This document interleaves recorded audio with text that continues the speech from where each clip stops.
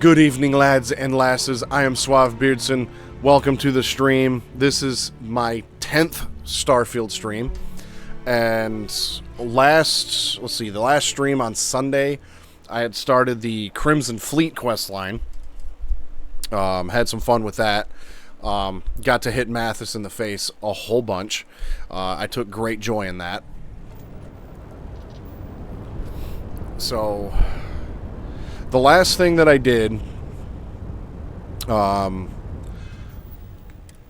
traveled back here to the Key, but the last thing that I had done before I shut the stream down was I went and saw the London landmark and the I started the stream with the Mars Opportunity rover, I think, and then I finished it off with the London landmark, because I had found that. I found the book for the London landmark in the lock, the prison during the Crimson Fleet quest line. So we just, last stream I went down to the lock and I can't remember the guy's name.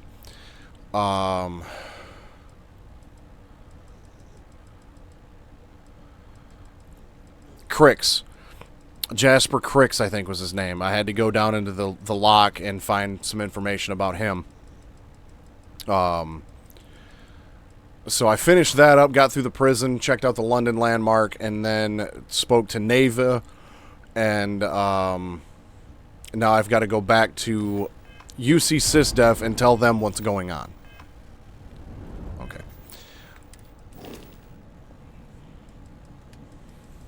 I think I have some ship parts in my inventory that I can transfer over. Maybe I already did that. Okay. So let's head over to the Sol system. So I gotta go talk to these guys now.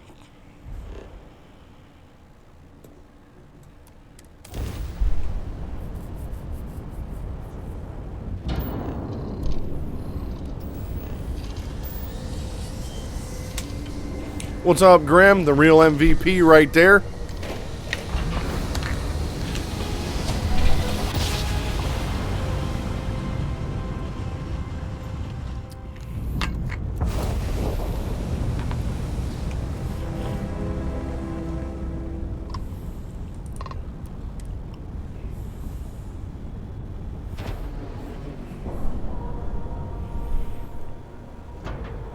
I'm curious to see how this quest is going to play out, because I've heard some stuff that, some people were criticizing this game about a lot of things, but one of the criticisms I've heard recently is that a lot of your decisions don't actually really make a huge difference, so I'm curious to see how this is going to play out.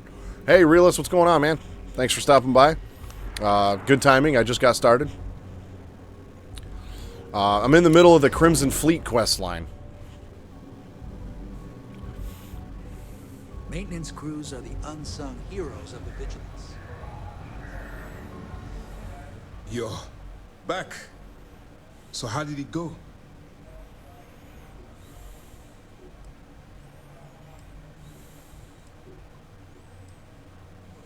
Frankly, it's because we've never gotten this far before.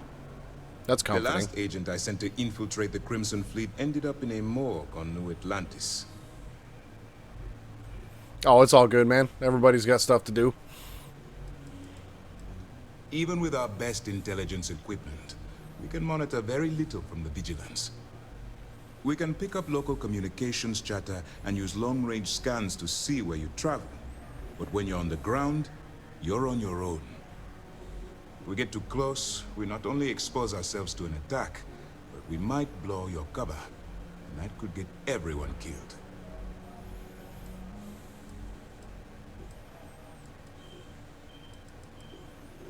Then things are moving forward. Perfect. Nice job, Rook.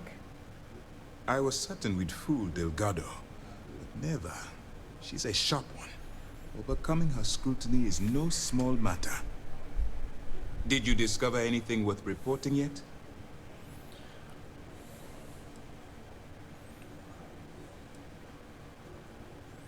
If the intelligence I've read is accurate, Delgado is a charismatic leader, but a bit short on judgment. That's why you want to stay on his good side, and stay away from Neva. She's shrewd, and she's sniffed out everything we've thrown her way. I understand your concern, but you can rest assured that every member of this crew has been thoroughly vetted by Yes, both I am. myself and Lieutenant Toft.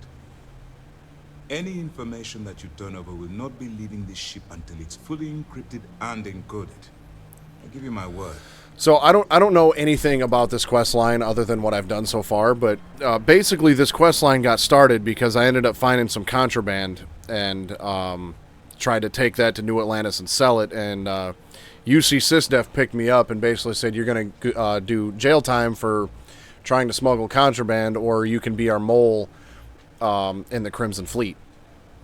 And so I've infiltrated the Crimson Fleet, but I suspect that at some point there's going to be a decision made, because I have to join the Crimson Fleet in order to be a mole. So I'm assuming and kind of suspecting that at some point there's going to be a decision that has to be made on whether I like side with the Crimson Fleet and stay with them, or turn on them You would kindly continue. and continue feeding information to these guys.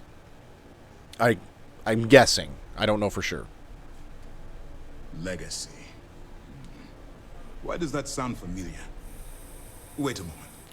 Are you telling me Delgado may have actually located Crix's legacy? I suppose it's possible, sir. Intelligence picked up a bit of chatter on that subject recently. We assumed it was some sort of tall tale or a story to attract recruits to their cause.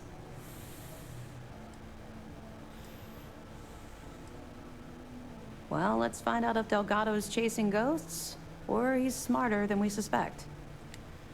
Let me see what we have here. Nope. There are no records of a Gal Bank transport named the Legacy in the database. I think Delgado's trying to manipulate you. What do you think, sir? I think there's no record because Gal Bank is hiding something. Delgado's no fool.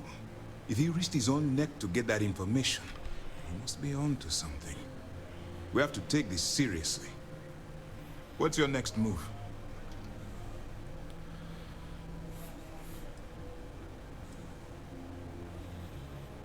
Yeah, the storylines in this game are very well written.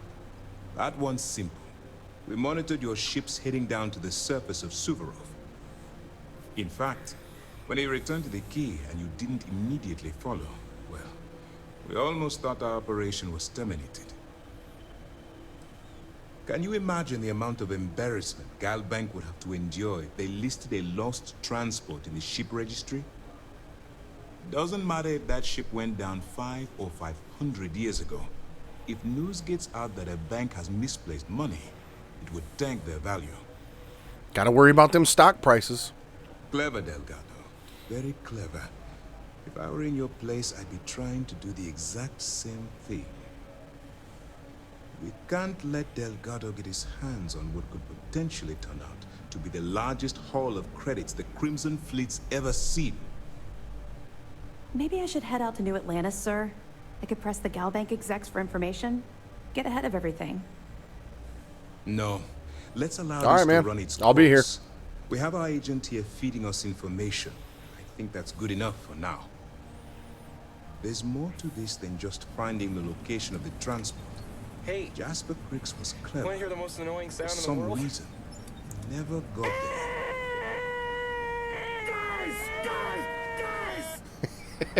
That emote is perfect for that noise. I need to go into my settings and see why that one's so quiet. Because the rest of them aren't that quiet.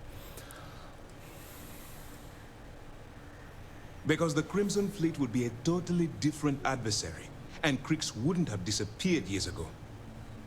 Even if they hid the money with that damn human computer Shinya Voss, our forensic accounting people would have found that data. No. The Crimson Fleet are in dire shape right now. They haven't seen that much currency, well, ever. And let Neva Mora take his place. Or Shinya Voss. or any one of a number of pirates already gunning for his position. No. The solution is to stick to the undercover operation and determine how much of this is truly a credible threat. Fair enough. It's imperative that you do. If the Crimson Fleet gets its hands on a transport full of currency, it would be disastrous for the settled systems. I need you to do whatever you can to bring us more information. And for God's sake, don't kill anyone on that Starliner. We're both dismissed.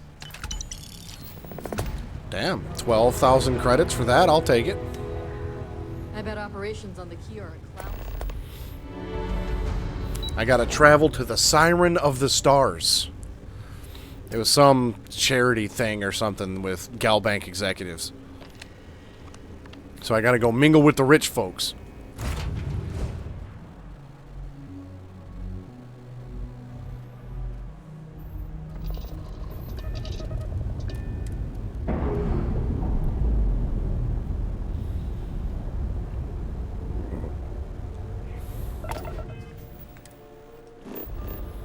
Alright, let's go find the Siren of the Stars.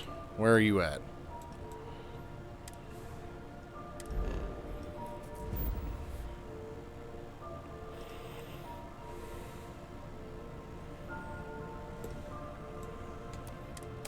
Off we go.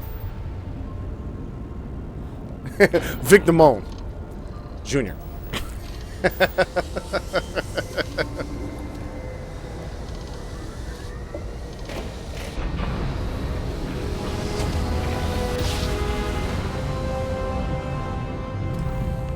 If only I could steal one of their suits so I could look better than them in their own shit.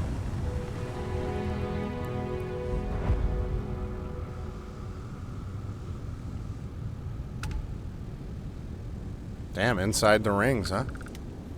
Neat.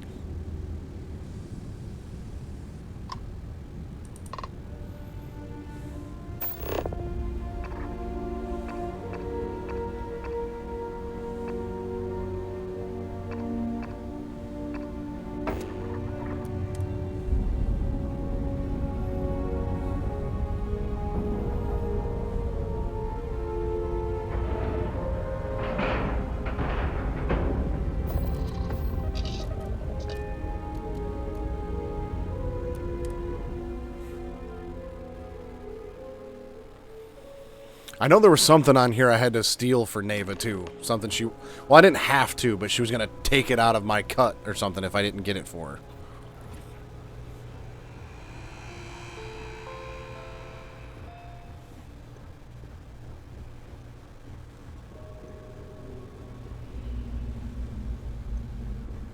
About time you showed up. All right, I want to know what's going on. I've been trying to get Delgado's attention for, oh, I don't know, 3 years now. And what do I get? Nothing but radio silence. Then out of nowhere, just when Neva and I are closing in on a huge score of our own, Delgado orders me to help you out.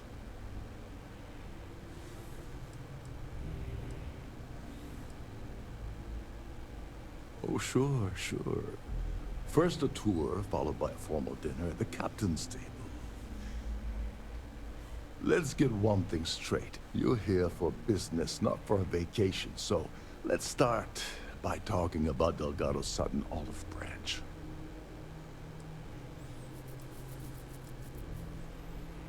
Because the only way to achieve a win is by agreeing to play the game in the first place. Worst case scenario, I don't make the fleet, but I end up a couple thousand credits richer. That's almost a win-win, don't you think? Yeah, I figured you'd say something like that. Just another one of Delgado's loyal little soldiers, huh? Fine, have it your way. So Neva's message said you were here for Dombrowski. Was that all she sent you here to do? Or was there something else you were sent here to... That's for me to know and you not to know. Don't play games with me. We both know pinging a message back and forth to the key is going to take longer than we have to do this job. We're supposed to be working together on every part of this. So, you gonna tell me what else you're here for, or not? I don't know if I should tell this dude.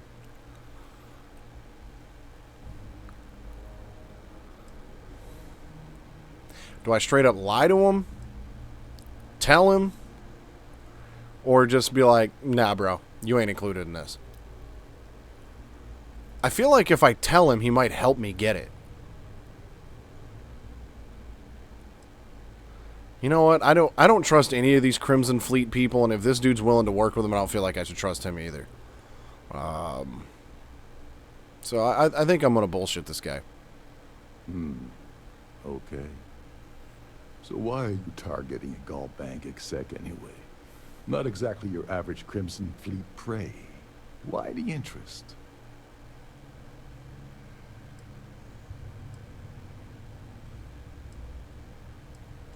Playing it safe for now. Okay. I can respect that. But let's make one thing clear. If I'm gonna stick my neck out by helping you get near Dombrowski, I want something in return. And what's that?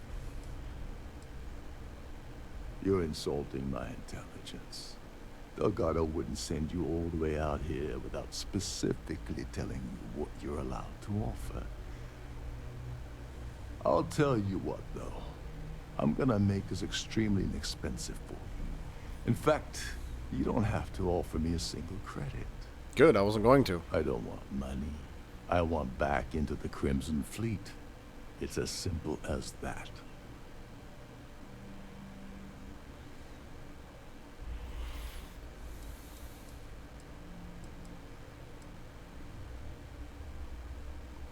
You'd better, or you're gonna have to find another Gal Bank executive. As long as Dombrowski's on the ship, he's all mine.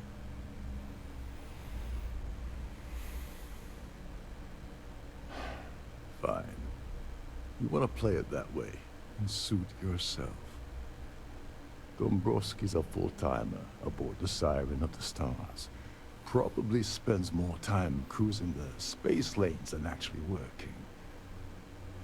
Fortunately, the Siren is hosting the Tehran Preservation Society charity gala.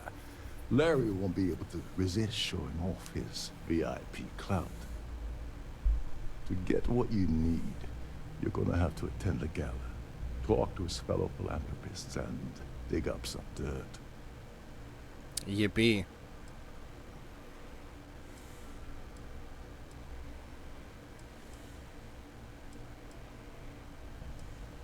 Take it easy. I'm just getting you started here. I'm sure you'll come running back to me for help again. This card will allow you to access the Starfield Ballroom. If you need my help, I'll be relaxing in one of the upper-level lounges. Head inside and mingle with the crowd. No one likes Dombrowski, so they'll be more than happy to share his dirty secrets. Well, that's good to know. He's a VIP executive, which means he either worked really, really hard using blood, sweat, and tears to make the arduous climb to the top, or he backstabbed, lied, cheated, and betrayed his way up the corporate ladder. From what I've heard, it's the second option. Now you're speaking my language. Oh, there's one last thing. Trident equips all of their starliners with the latest acoustic threat detection. Meaning that you lose patience and kill anyone aboard the ship, security will be alerted and all hell will break loose. Anyway, I suppose that's enough to get you started. Good luck. Oh, and while you're at the gala, avoid the canapes. They're frozen, not fresh.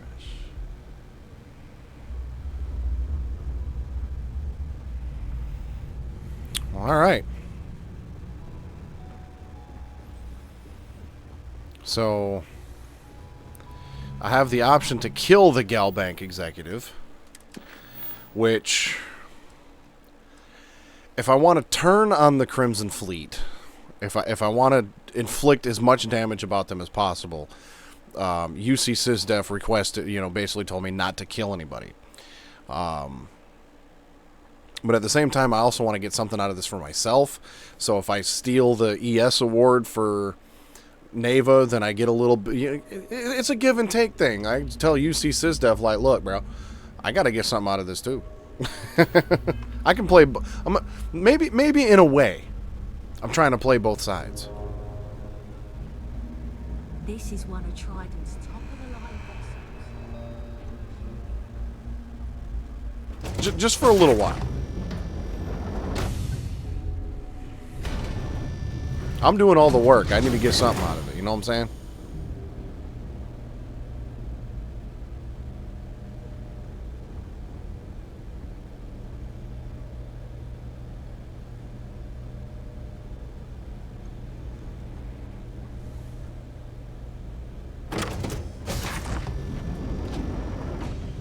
Oh, look at this fancy but unless shit. you're reporting a security situation, I need to get back to my duties. Hey, why don't you get back to your duties?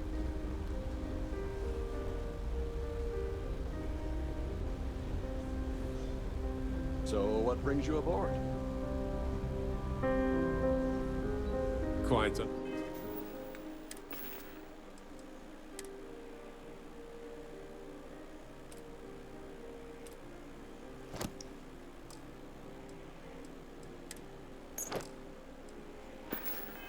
Lovely Starliner.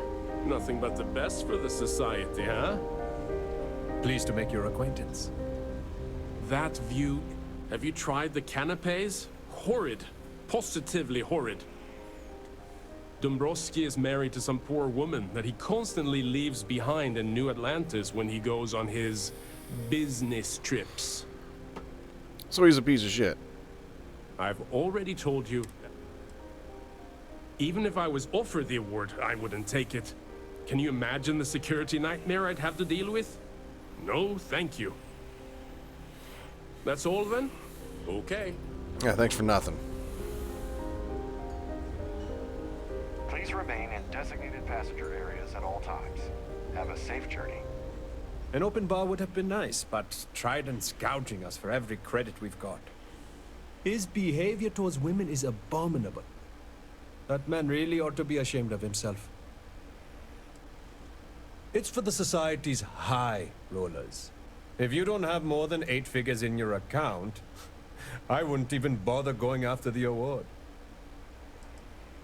I'm a silver member of the society, but only 100,000 more credits and I hit the gold tier.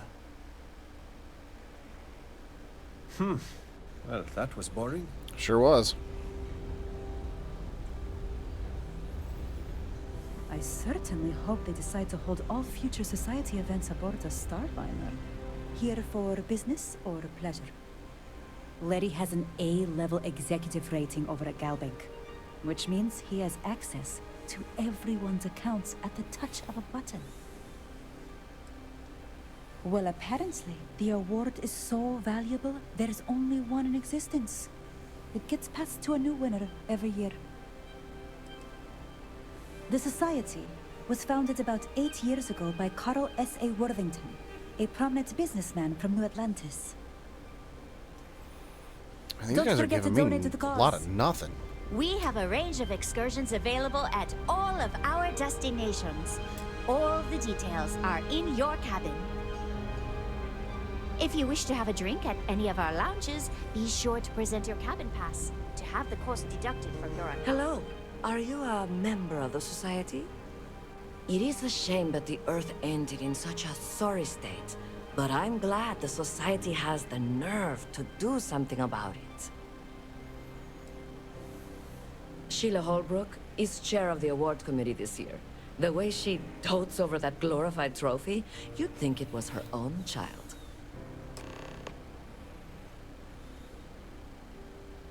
Yes, he's some kind of top dog over at Galbank. I heard you replaced someone that was caught running a fake loan scam. Enjoy the rest of the event. The society chair has really outdone herself this time. So, what brings you aboard? Donations to the Society can be debited from my bank account on a monthly basis. I barely have to lift a finger to help. Sheila Holbrook is chair of the award committee this year. I don't know why Larry's attending this event. He could care less about any planet, let alone the Earth. Nice to have met you. I certainly hope they decide to hold all future Society events aboard the Starliner. That wasn't weird at all. Have you tried the canapes? Horrid. That's all then? Okay.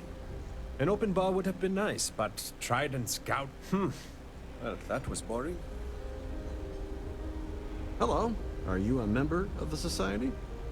That view is absolutely spectacular, isn't it? Pleased to make your acquaintance. Here for business or pleasure? Not much, other than the fact that they host these wonderfully entertaining gala events every month. Sheila Holbrook is chair of the award committee this year. He's been spending a lot of time with Claudia Swist. Quality time, if you catch my meaning. I'm certain his wife doesn't know a thing about it. Enjoy the rest of the event. All right. Got some information now.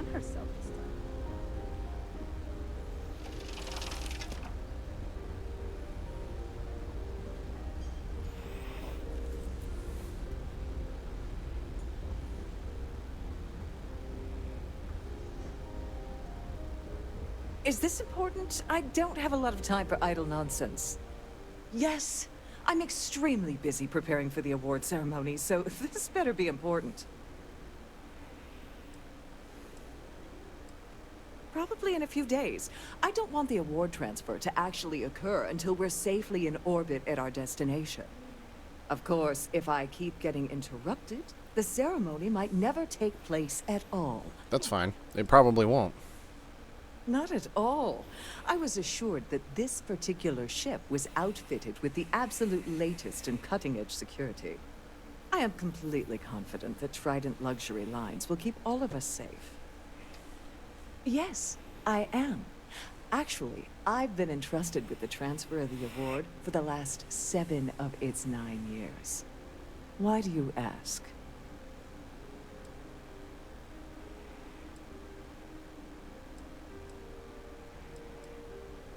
Yes, it's quite marvelous, isn't it? Absolutely priceless. Alas, I'm afraid you'll just have to wait for the ceremony to see it in all its glory. It's far too valuable to be left anywhere else except the master safe located at the purser's office. Thanks for letting me know Now, where it is. if you'll excuse me, I have much more important things on my agenda than to speak to the likes of you.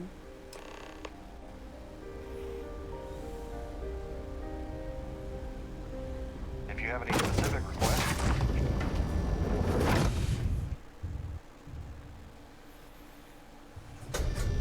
Knowing these uppity ass people, that award's probably gonna look A, ugly as shit, or B, dumb as shit, or C, both.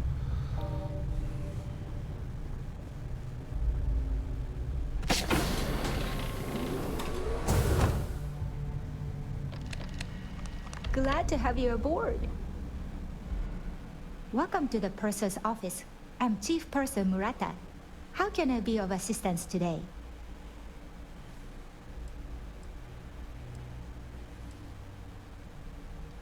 Oh, absolutely.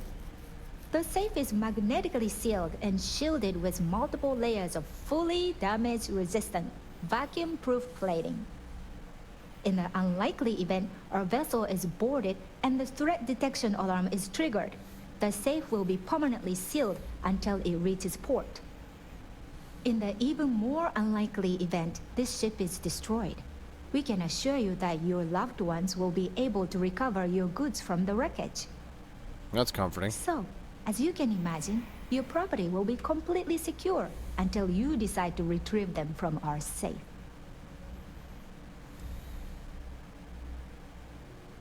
Well, if you change your mind,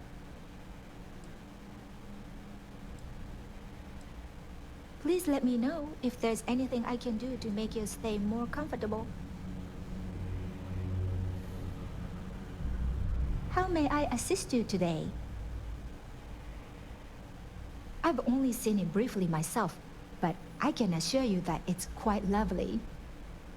Unfortunately, The item is locked inside of our safe, which can only be accessed by presenting an appropriate I claim love how ID. willing everybody's just, Is there anything you else know, I can assist you with today? how easily everybody's just willing to give out this Don't forget information. to tell your friends how much you enjoy the cruise.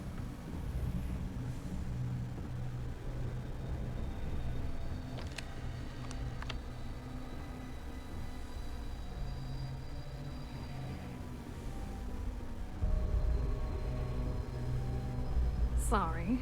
Do I know you? It does. Okay, wait. Are you seriously... are you trying to pick me up? Look, I appreciate the compliment, but I'm already seeing someone. And my partner doesn't like competition. He gets very jealous.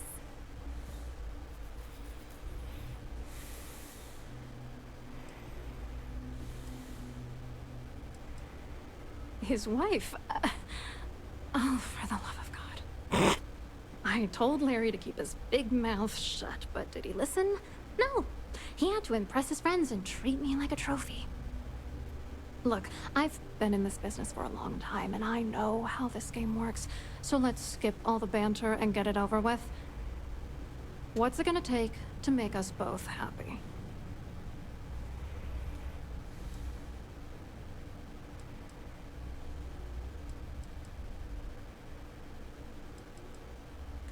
You're not very bright, are you? I'm a grade C3 exec at Galbank. That means my credentials get me into two places, the front door and the ladies' room. If that's all you really want, you're certainly welcome to them. If I give you dirt on that son of a bitch Dombrowski, all I'm doing is endangering myself. Why would I do that?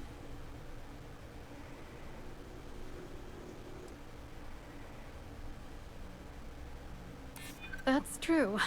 You have come this far already.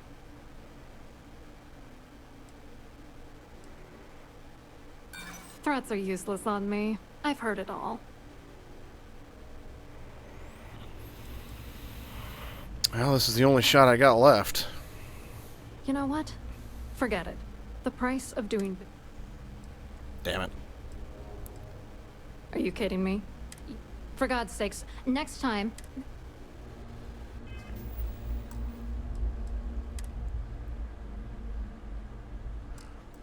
I should have saved it before I talked to her. Thanks for leaving me in a... Have you decided what it's... Alright, well, I guess I pay her 2,500 credits. I think UC Systev gave me like 12,000 before I started this, so... Alright, fine. You're willing to pay me to give you dirt on Larry? Sorry, I thought I'd end up on the short end of the deal. You know, this whole thing really pisses me off. Larry and I had the perfect scheme where thousands of credits all worked out, and then he goes and flushes the whole thing down the toilet.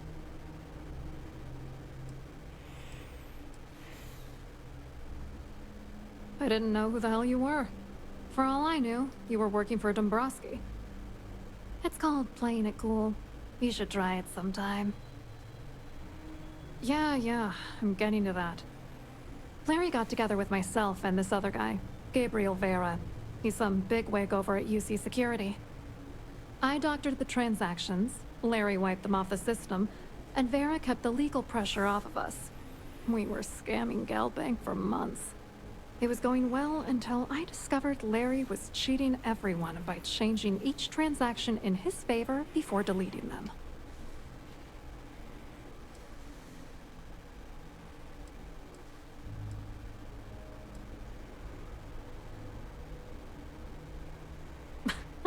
You won't do that. You're here because you've got some kind of side hustle in the works. If you wanted to blow the whistle, you would have boarded this ship with the authorities. I was going to confront him back on Jemison, but then he invited me on this little trip through the stars. All expenses paid, first-class accommodations, the works. I figured, why not wait until I've milked him for every credit he's spending before I drop the hammer? Oh, I know he was using me. At the same time, he was saying how much he loved me. He was stringing me along and stabbing me in the back. I wish I had some. Maybe you should try talking to Gabriel Vera. He should be around here somewhere. If he doesn't want to cooperate, just mention my name. That should grab his attention. Good luck. You're gonna need it.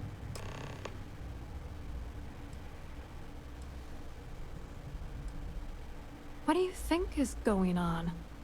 I'm using that gullible idiot to get what I want. If I have to squash him on my way to the top, then so be it. Let's get one thing straight. Larry Dombrowski's no saint. He deserves everything that's coming to him. Where the hell do you get off judging me?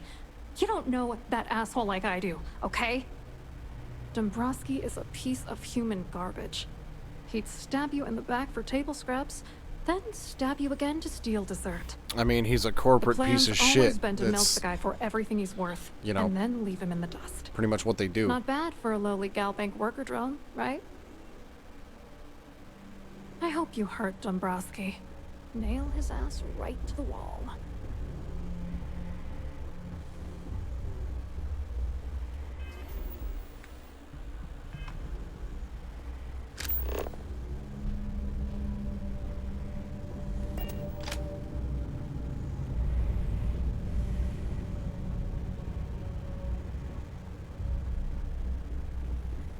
Still gotta try to find a way to steal that award.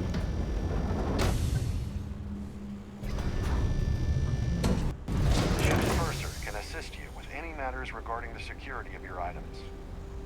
Quite a lovely... Must you continue these unwelcome interruptions? I'm a very busy woman. If you're so busy, why are you standing in the same spot? That's awfully bold. Probably in a few days. I don't want the... Of course, if...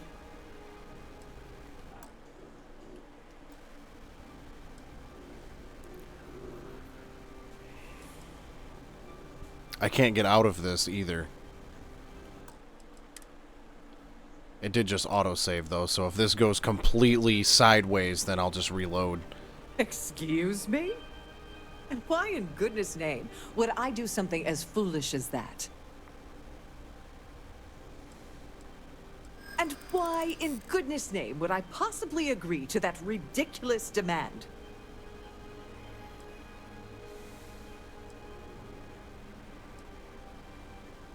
Is this really what we're doing?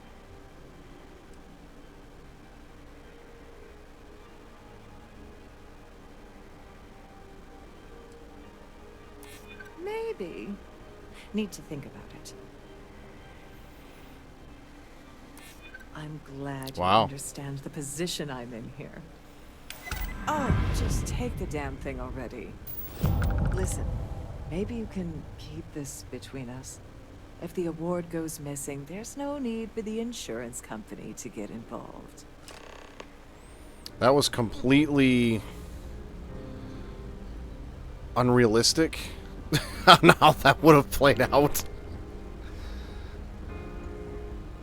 Negative review on Steam. It was unimmersive.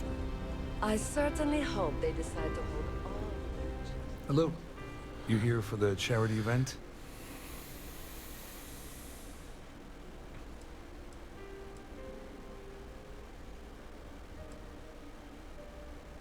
Dombrowski, he's the exec holding court over in the VIP area of the ballroom.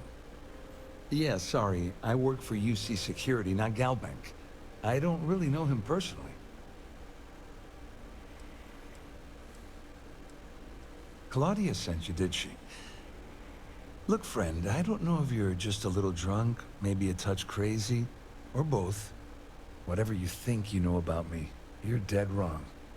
So back off.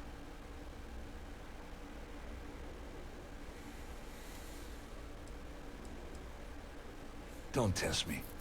You have no idea how high up the chain I am with UC Security. Not only can I make you disappear, I can also make sure the settled systems forget you existed in the first place. Ooh. Just in case you weren't aware, I am the authorities. Anything you try to report will boil down to your word against mine. And since I work for UC Security, who do you think people will believe?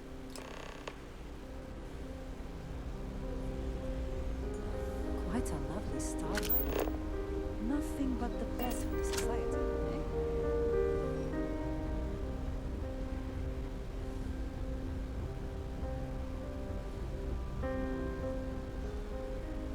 I saw your little exchange with Vera.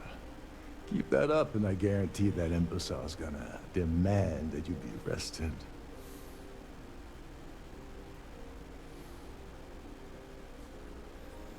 Which is why he's threatening you. That makes sense. We need hard evidence of their scheme. But it's gonna be tricky. The problem is he's not gonna talk to you in public. We need to get Vera isolated so he'll spill everything he knows.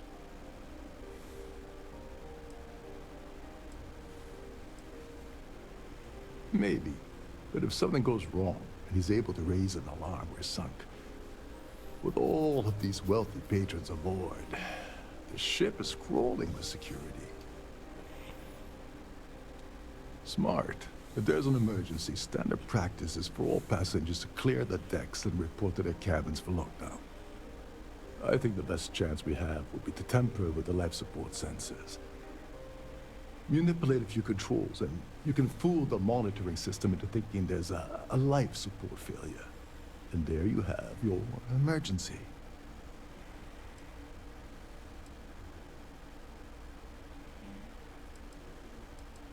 This is one of Trident's premier starliners. That means it has the best of everything, including a triple redundancy life support system. They installed a backup for the backup. Luckily for us, it will still trip an emergency and everyone will have to return to their quarters until I sound the all clear, which I won't. Don't worry, it'll be as easy as it was mingling with the guests at the party. Just throw a few lousy switches and you're done. One more thing. If Chief Engineer Sundin gives you any trouble, tell him I'll erase that gambling debt he owes me. I prefer you use that as a last resort, but hey, what's the harm in losing a few credits when I'm on the brink of rejoining the fleet, right? Anyway, I better start packing. Things are getting hot around here, and won't be long before Trident figures out you had help.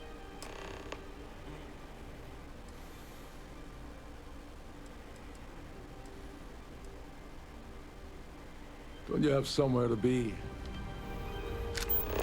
All right.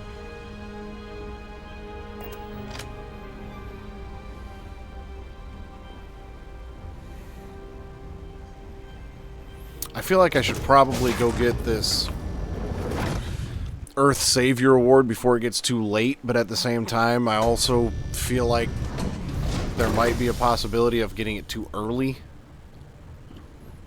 I'm not sure. It probably doesn't even matter.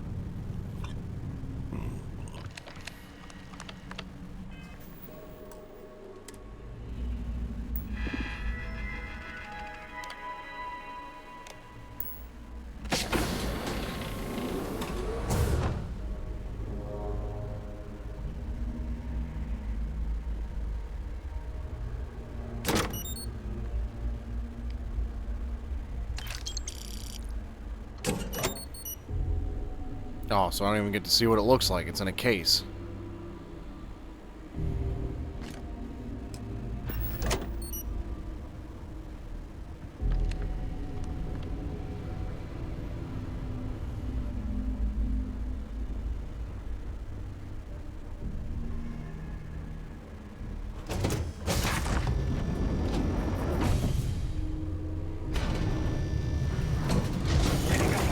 Your cruise should be directed to one of the staff. Have you tried the canapes? Horrid.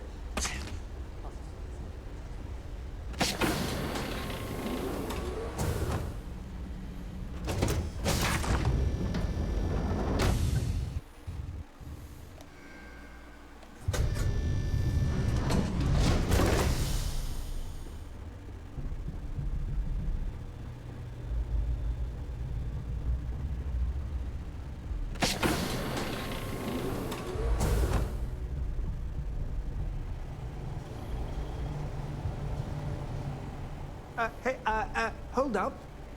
This area is off limits to passengers.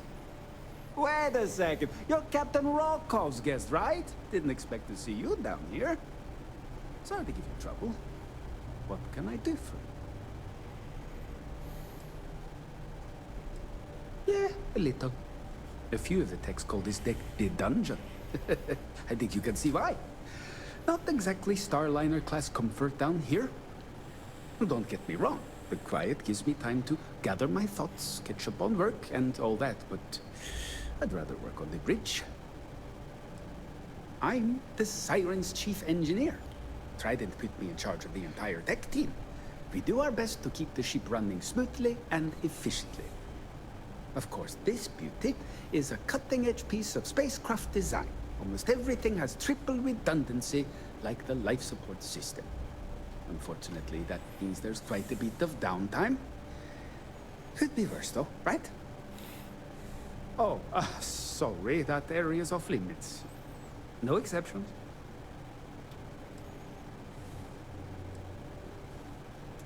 No, sorry, I'm afraid it's impossible. Trident regulations strictly prohibit anyone from entering the life support area without a valid reason. Look, I'm not trying to be a jerk here, it's just that I could lose my job, you know? Oh, really? Well, that changes things quite a bit.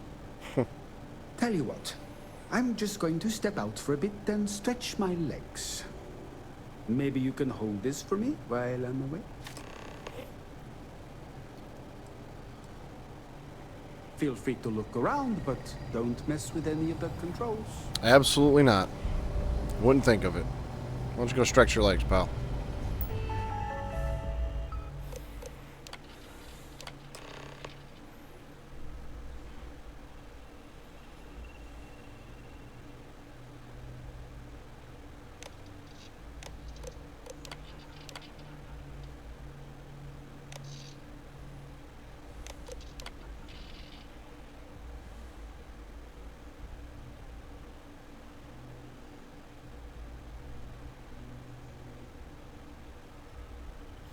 In the event of an alpha life support failure, beta will automatically activate. In the highly unlikely event that beta has failed, gamma will automatically activate. If a catastrophic failure has occurred and all 3 units are offline, an automated order to deploy environment suits will be broadcast throughout the ship.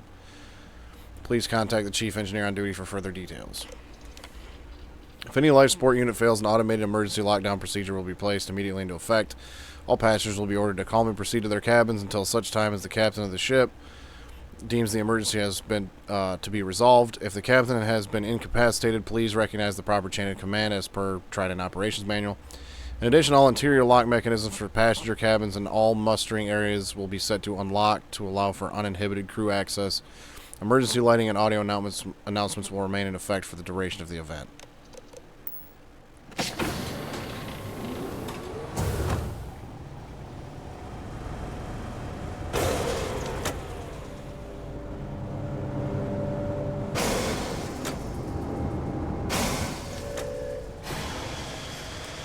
Passengers, may I have your attention, please? The captain has declared a ship-wide emergency. Please report to your cabins in an orderly fashion and remain there until you receive further instructions.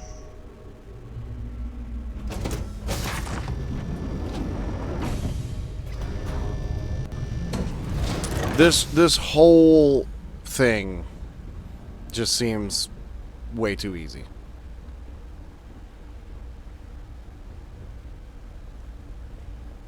Everybody cleared out pretty quick, didn't they?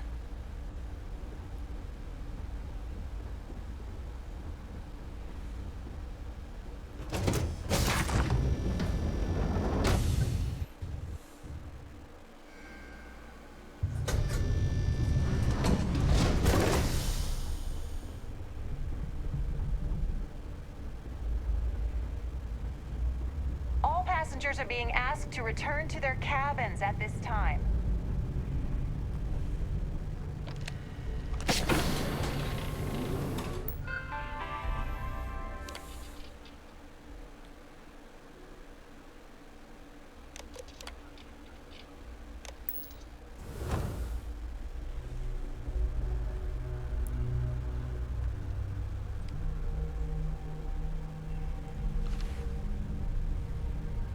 was wondering if you were the cause of the ship-wide emergency.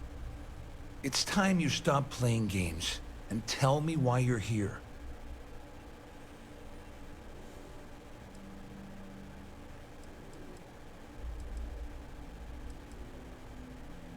Doesn't take a genius to deduce you're the one that's responsible. I locked onto you from the moment you entered the ballroom, and I've watched you trying to clock Dombrowski. After we spoke, I had a feeling you'd pull a stunt like this. First of all, you're in no position to demand anything. And second, you must think I'm stupid. There's no way I'd possibly incriminate myself by handing over the evidence. And remain there until you receive further instructions.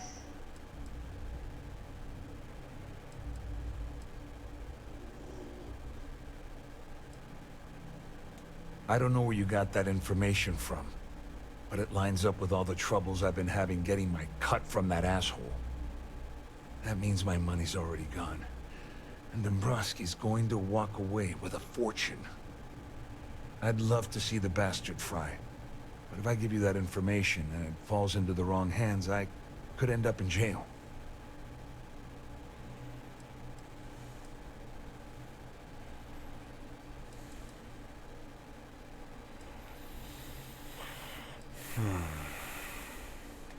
Oh, I've got everything you're gonna need.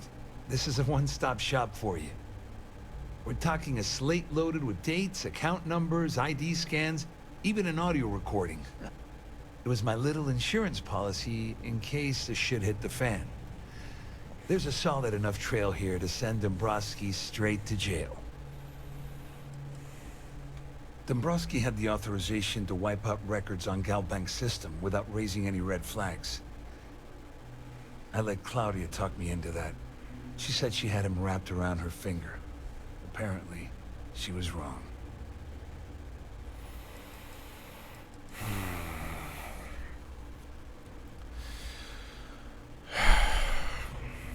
I really don't want to part with my money, but I also feel like attacking him.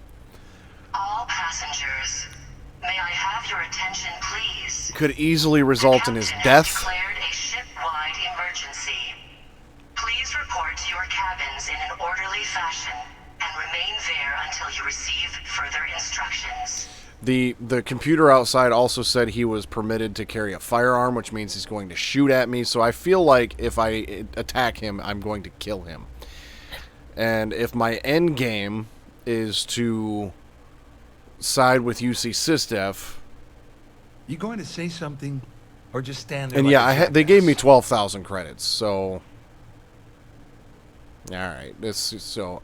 I paid What's-Her-Face, I think, 2,500 credits too, so that's 5,000 of it gone. At least I walk away with something. All right, you have yourself a deal. Here, with this slate and this recording to tie it all together, you'll be able to nail his ass to the wall.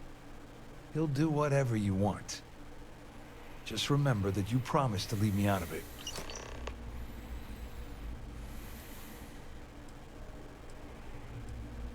Well, since Claudia has been spending time disgustingly close to Dombrowski, I think she's suffered enough. On the other hand, I've got very, very special plans for Larry. I have some friends that can, well, let's just say, take care of the problem. That's if you leave him alive, of course. We'll just have to wait and see. All I can tell you is that there's more than a few people at Mast who find Commander Akande to be a huge pain in the ass. I mean, the UC is aware that the Crimson Fleet is a problem, but it pales in comparison to the issues with the Freestar Collective. Akande's loaded with big-picture ideas, but not a ton of evidence to put them into action. And frankly, it's driving my superiors crazy. You better tell Dombrowski to run, because if you don't kill him, I will. Alrighty.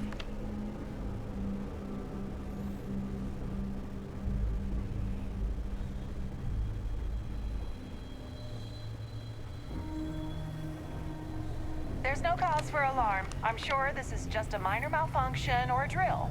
I love how everybody's supposed to be back in their cabins, but security just lets me walk around with no problem.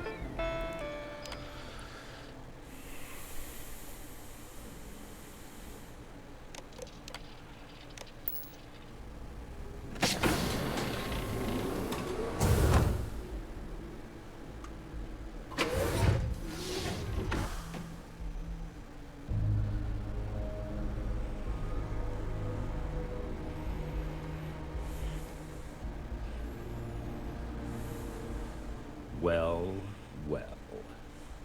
You must be the one who's been accosting Claudia and Gabriel. This guy just looks like half a I'm butt puppet. uncertain what you hope to accomplish here, but it appears we should rapidly enter into some sort of negotiation.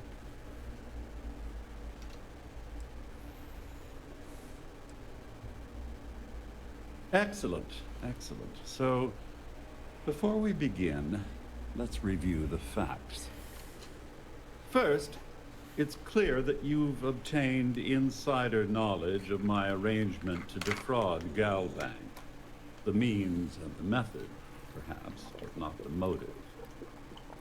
And second, I'm going to hypothesize that my compatriots are despondent regarding their share and have assisted you with this endeavor. Since we're speaking and I'm not at the reporting end of a bullet, this leads me to conclude that you desire something personal from me.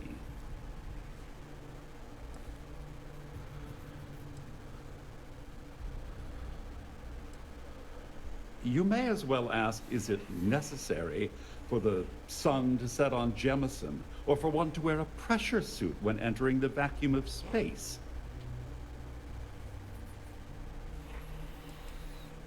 I see. That certainly places a damper on our negotiations. Perhaps I can hasten my diatribe to temper your violence-ridden contribution. In blunt terms, you have compromising materials about me in your possession. The only thing I have to offer in return are my Galbank credentials. I assume that's what you've been angling for all along?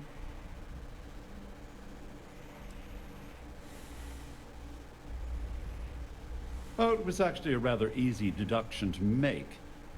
It's the only thing of significant value that I still have in my possession. It appears we've reached an accord. Wait, I'm sorry. Let me simplify that for you. It sounds like we have a deal. Oh, of course, I trust you'll understand if I ask for us to avoid any further contact. Now, if you'll excuse me, I need to formulate how I'm going to utterly ruin two very annoying business associates. May I have your attention, Good day. please? The captain has declared a ship-wide emergency. Oh, I should have looked at the log before I gave it to him. And remain there until you receive further instructions. I should have read the log before I gave it to him, but you know what? Worth it.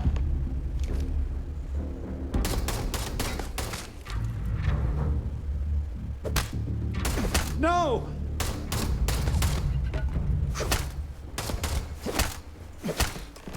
No! Please! Worth every second.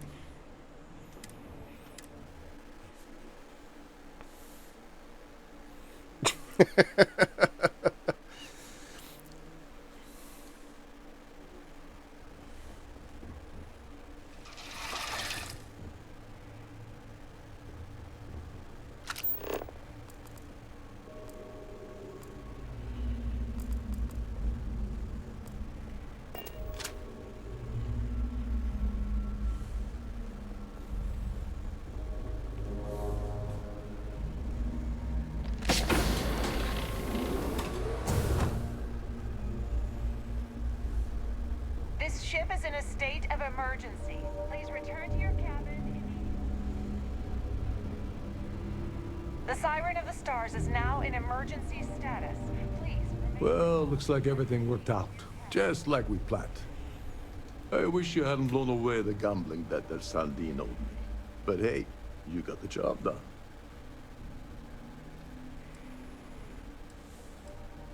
Hey, what's up, man? How's it going? You must be joking.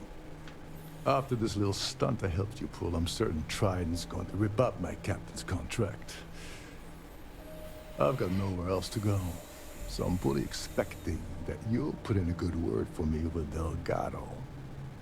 You know, I'm still wondering exactly what you needed those credentials for. You feel like telling me, partner? Oh, that's unfortunate.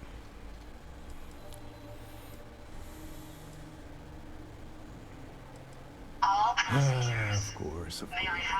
I understand completely.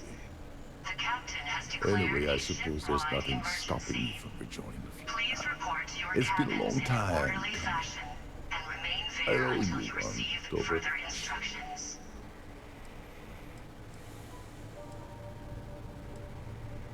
Don't worry, it's not an insult. It's a very old Russian word for comrade. It's what I intend to call you from now on, so get used to it.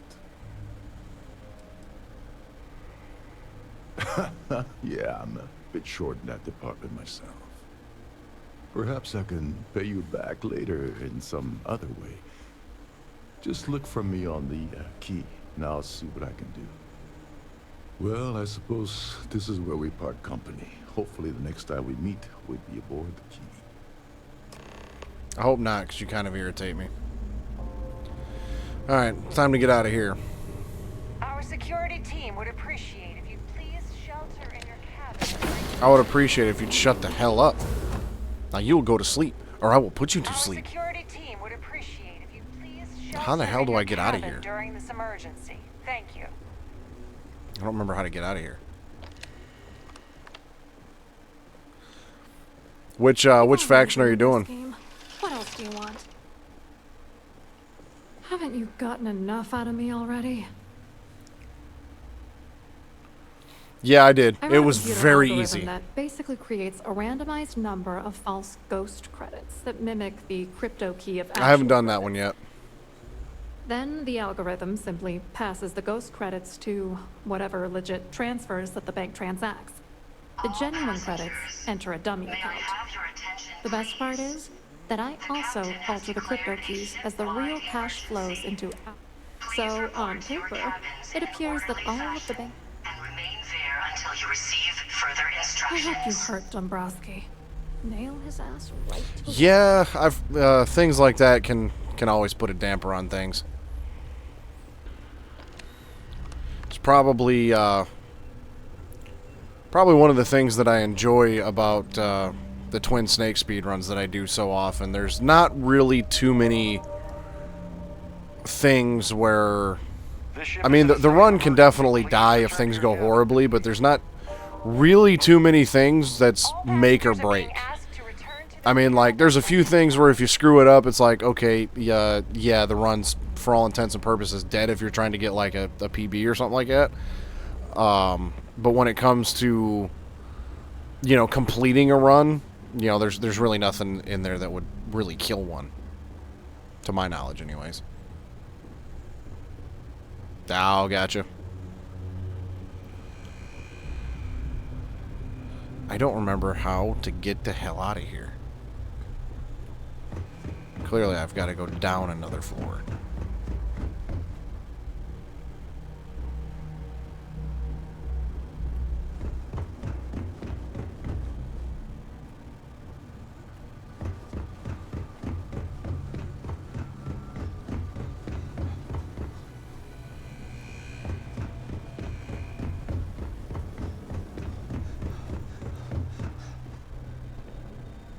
All passengers, may I have your attention, please?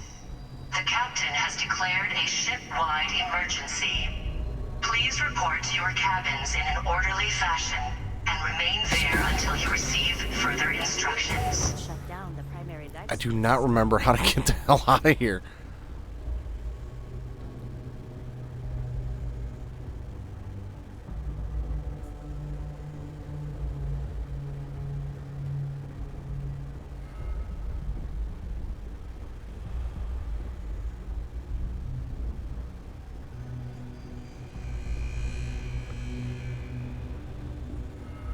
Damn.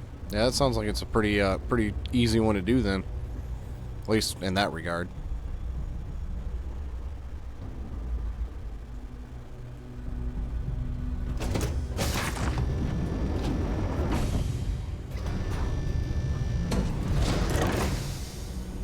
Okay, well, I remember coming in here. I remember coming through this way.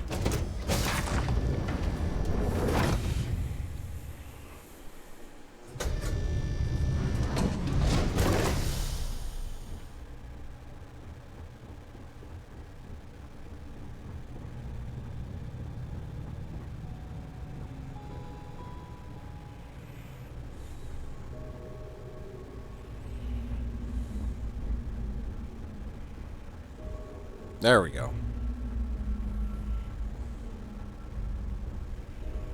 I need to pack up and get out of here. What is it?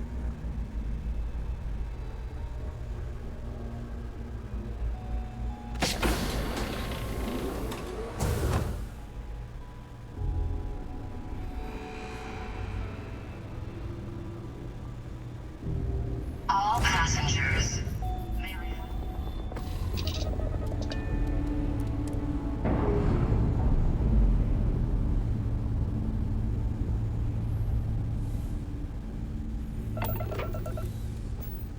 So yeah, as it sits right now, I'm definitely trying to play both sides to a certain degree.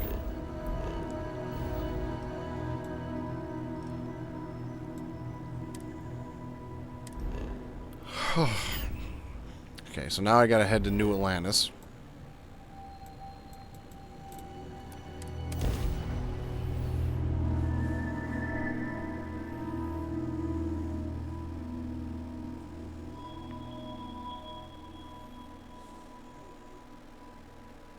It's an interesting one so far. Just I'm interested to see how it's going to play out, because I feel like there's going to be a major decision that has to be made, but I could also be wrong.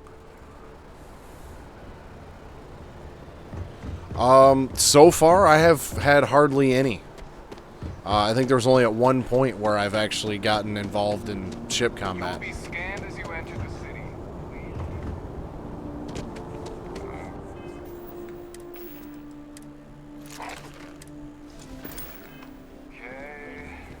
But I went to the clinic and they said I was fine. Maybe I just haven't gotten to that point yet.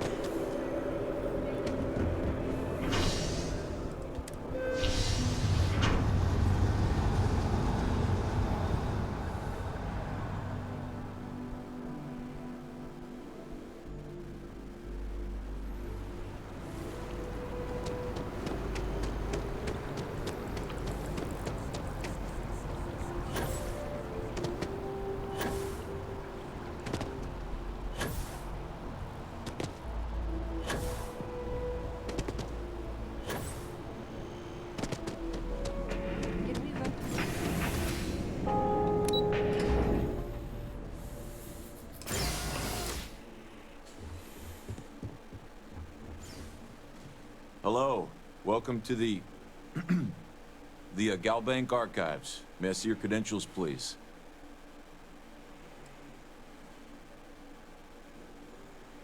Oh, no. No, this is just their deep storage facility. All the current records are upstairs in the main facility. This is where they put the older data onto long-term servers. Oh, no. None at all. I'm all alone down here. Yeah, yep. Completely by myself. Well, I guess you're down here too, right? So, that's two of us now. Sorry, not trying to lie to you or anything. Just, This guy sounds like a complete airhead. Just one moment while I verify. Oh, yes. Mr. Dombrowski. Welcome, sir. Give me a moment to log your visit, and then I'll unseal the archives.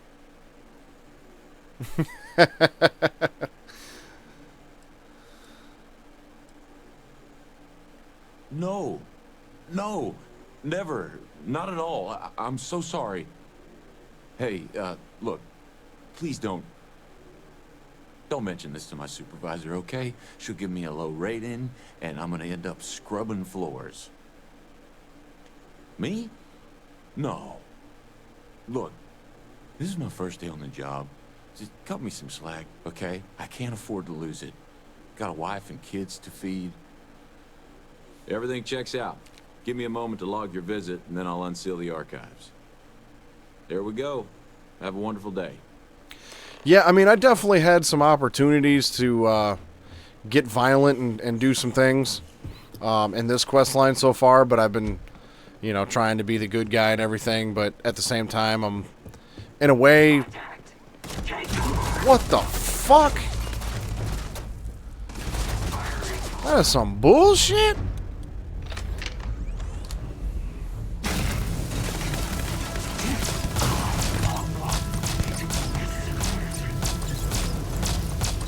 How am I going to run into Ecliptic guys in a Galbank archive? How did they even get in here? Shit.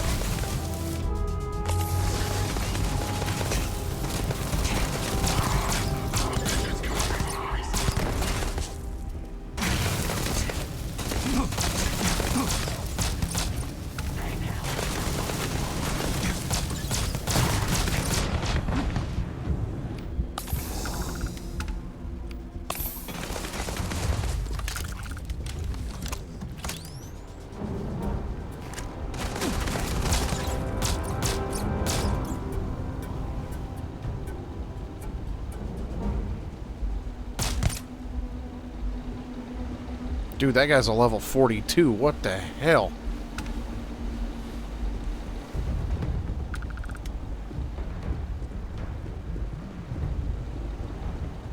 You're done.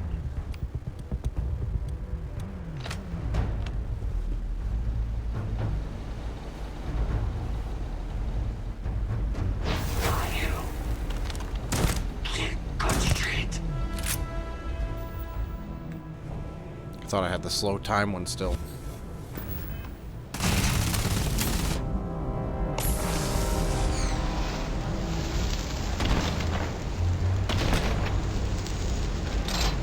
There we go.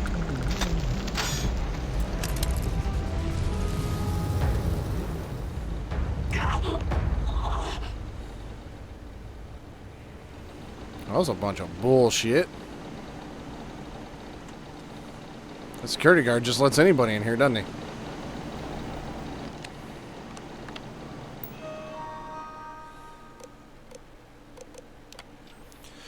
By accessing archive materials, you are hereby consenting to observing proprietary materials belonging to Galbank and its subsidiaries. Any information contained within the system is for the express use of Galbank employees only.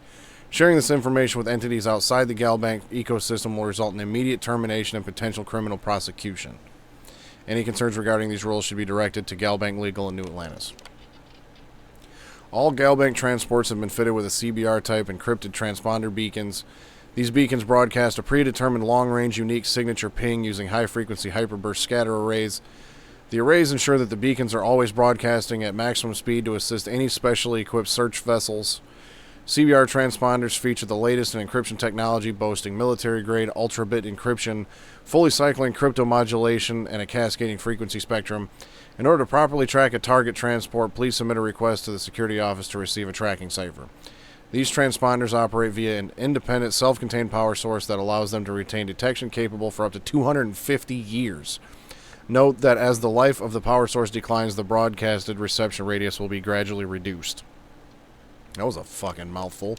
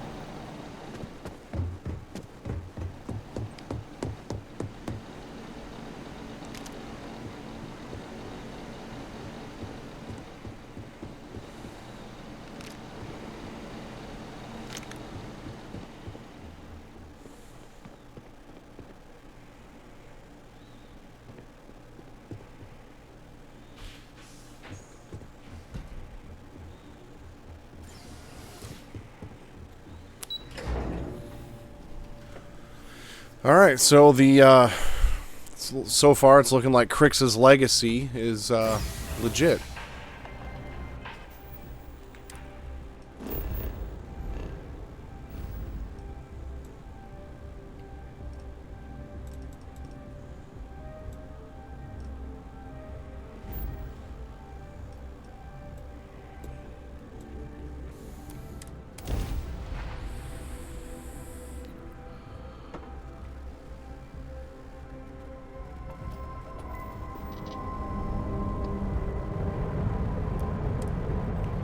Let's go talk to Delgado.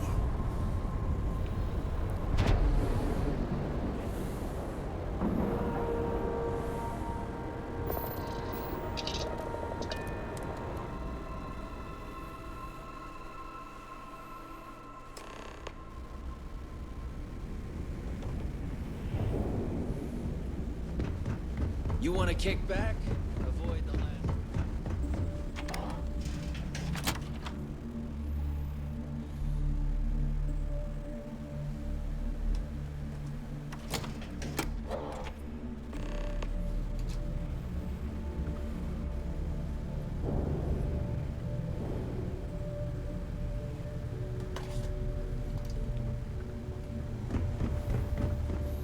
Next time you see Bog, tell him to lighten up.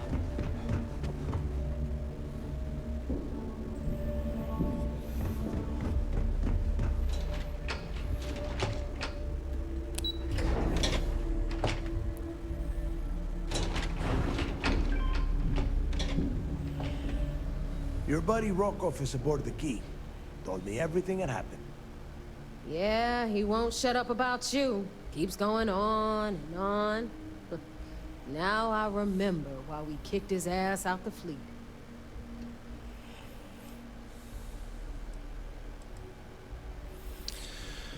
I mean, he was pretty helpful. He did let me cut off the ship's, life support systems and stuff like that. Gave me some intel on the guy down there, and everything. So he was pretty helpful in his own way.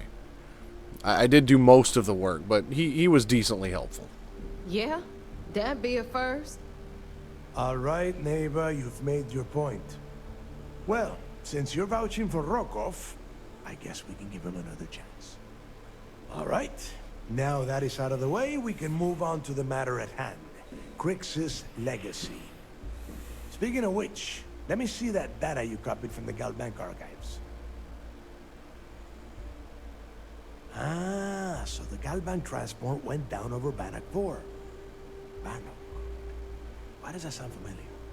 Neva? Yeah, keep your panties on. I'm looking it up. And I got it. Bannock 4. Let's see. Damn it. Bannock 4 is an EM-class gas giant. We can't even get a ship near the thing without frying every circuit aboard.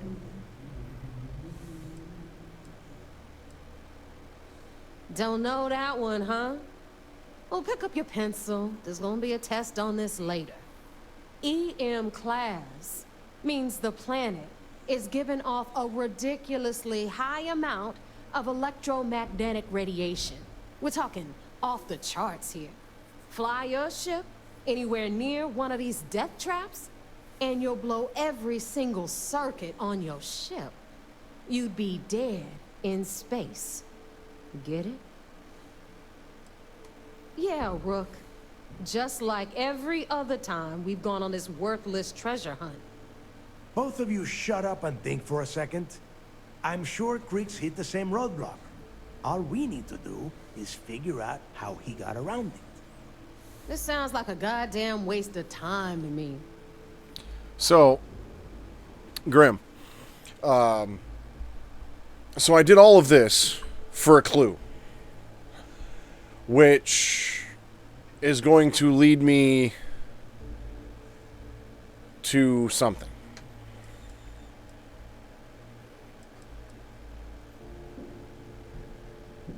The Rook's right. We tackle one problem at a time. Can we track it, Neva? That transponder Boom. is military grade. We're talking ultra-bit encryption, constantly reshuffling frequencies. We don't have shit like that laying around. Oh, but they can send me to go do it. Before you get that pissy look on your face, I heard that the UC's been working on a ship signal decryption system called a comm spike. We grab that little beauty, and we'll be able to track anything you want. All right, here is the plan. I so volunteer, shut up and listen. because you're going to send me anyway. I want you and Neva to put your heads together and get us that comm spike. I don't care if it's mounted at the top of mast. I want it. In the meantime, I'm going to find out more about this EM-class gas giant problem. And I think I know just who to ask. Give me a little time to crunch the numbers on the comm spike with Jazz, and I'll point us in the right direction. We do or we die. That's the way Crix did things. And that is the way we should have been doing it for years. It's as simple as that. Best we can. What are you, 5? All right, that is enough. We are in arm's reach of Crix's legacy, and I don't have time to deal with this kind of bullshit. Now, both of you, get the hell out of here and get to work. All right, let's get this over with. Follow me. Yay.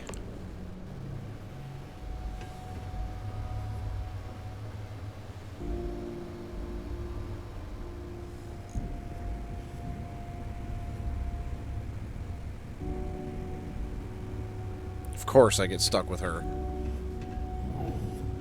Can we bring Mathis back and send him along with me so I at least have a punching bag?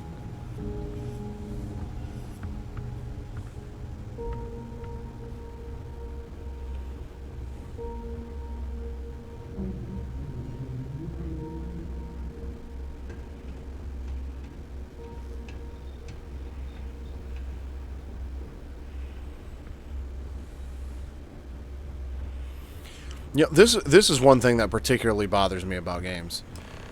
It's like the NPCs in this game, they walk a speed that I can't match. I either walk too slow or too fast. It's a negative review on Steam. It's 2023 when this game came out. They should have fixed that by now. All right, let's get right to it. Did you get the Earth Savior Award? Or I'm not going to be very disappointed.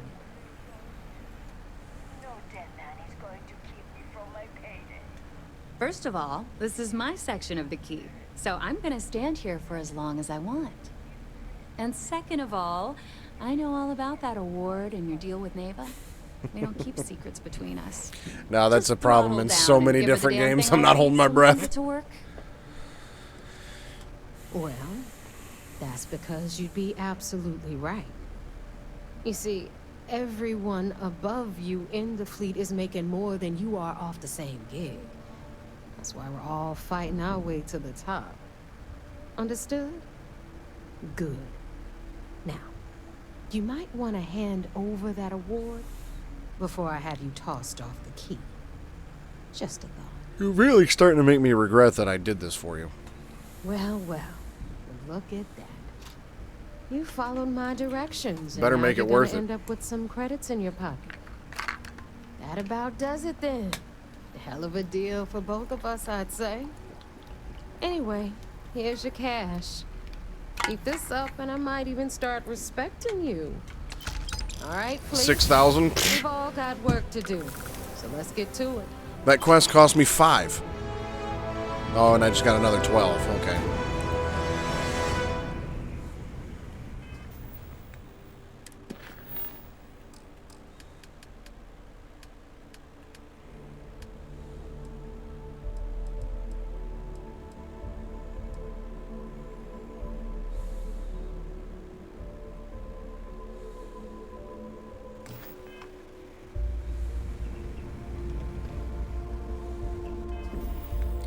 Alright, now I gotta go play Messenger Boy.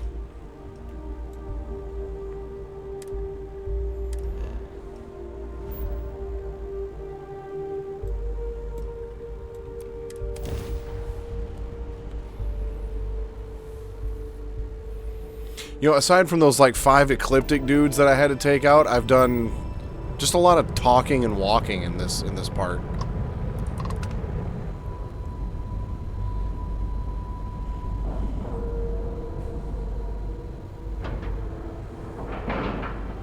I've always kind of felt like a lot of games, you know, they start here, you know, really interesting, you know, lots of story, lots of gameplay, lots of, you know, crazy shit, and then they kind of go down, and in the middle, it kind of runs a little slow, takes a little while to get through, and then it picks back up again. I kind of feel like I'm in that low section right now where it's all just, you know, detail and story and not a whole lot going on.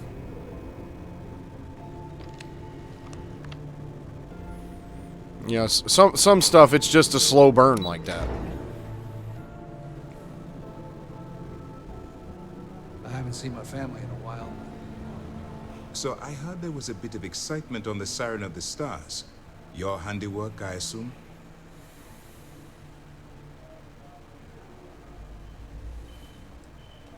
We told you we'd be keeping tabs on you. So, did you get information for us or not? Yes, and I heard there were no casualties. Excellent work. Except for the eclectic hit squad that you took down at the archives. You're taking care of that mess, by the way. What was I supposed to do? Speaking of which, I assume you copied the information from the Galbank's computers. Let me see what you got. So the legacy went down at Bannock 4. Bannock 4. Why does that sound familiar, Toft? Bannock 4 is an EM-class gas giant, sir. There isn't a ship in the fleet that could safely get near that type of world. The Bannock system was the site of a significant battle during the Narian War. I had to do a research paper on the subject at the Academy. It sounds like you admire that lunatic.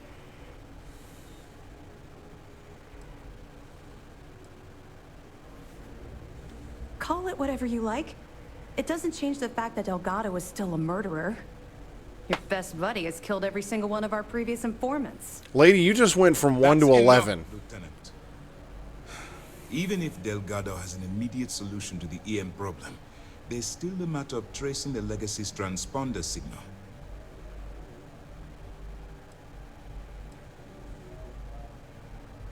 Of course I am. We don't really have a choice in the matter. There are no shortcuts. The route you're taking to secure Crix's legacy for the Crimson Fleet is the only one at our disposal. You suddenly change your behavior, they'll know something's wrong. I realize it's difficult, but I urge you to stay the course for now. In the meantime, we'll formulate a plan to ensure the Crimson Fleet doesn't get their hands on that money. They have information about the Comspike? Damn it. I'm afraid I'm not familiar with that device, sir. No, you shouldn't be familiar with it. It's a highly classified project. It's an advanced signal decryption and tracking device that the UC Navy's been working on for years. How the hell did the Crimson Fleet find out about that? There must be an information leak somewhere, sir. It's the only thing that makes sense. I'll see what I can find out. Fine. This is what we're going to do. You keep playing along and go after the Comspike. Lieutenant Toft and I will see what we can find out about Bannock 4. I'm starting to wonder if maybe there's a mole in the UC Systef for the Crimson Fleet. Because this Toft lady, she has been up my ass and done nothing but bitch at me for everything. It's almost like she's trying too hard.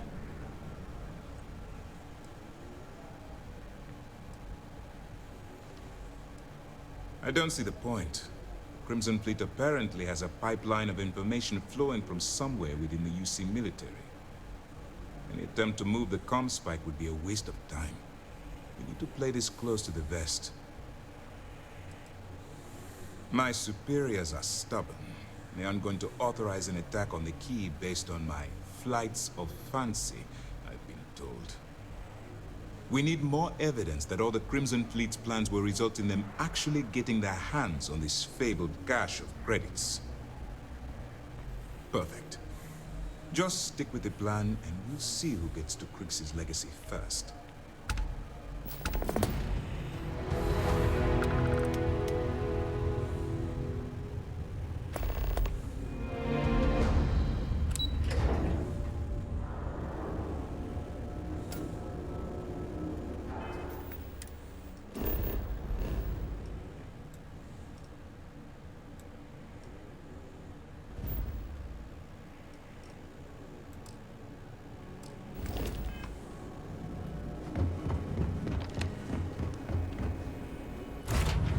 I feel like there's gonna be a plot twist of some sort in here somewhere.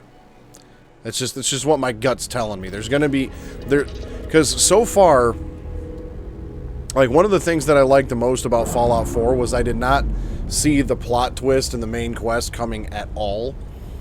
And it was written very well. I feel like the main quest of this game was written very well, so I'm kind of assuming the side quests are kind of similar in that regard. So I just feel like there's going to be something that happens somewhere that's just going to make me go, shit, I didn't see that coming.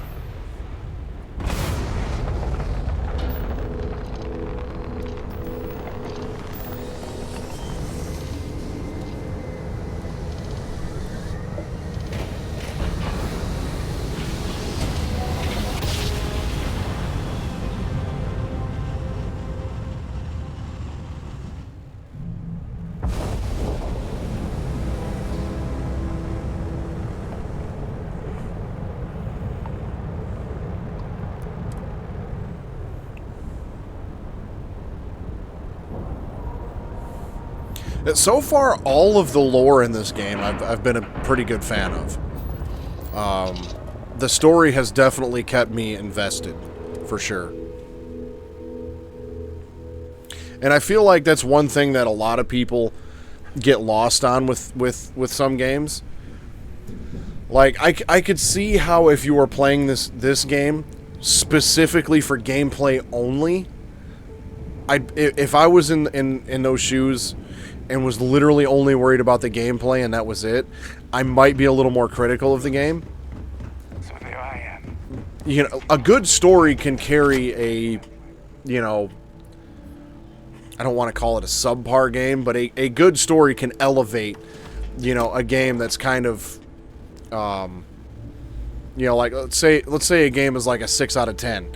But if it's got a really good story, that can elevate it to like an 8 out of 10, just simply because it's good. You know, and once you get invested in characters and story and the lore and all that stuff, that is the stuff that gets me coming back to games. And that's why I like the Metal Gear series so much. Every single time I play one of those games, I still to this day, I'll pick up a tiny little nugget of information that I didn't catch, you know, the last time I had played it. If the story sucks, I don't care how good the gameplay is, I just can't get into it.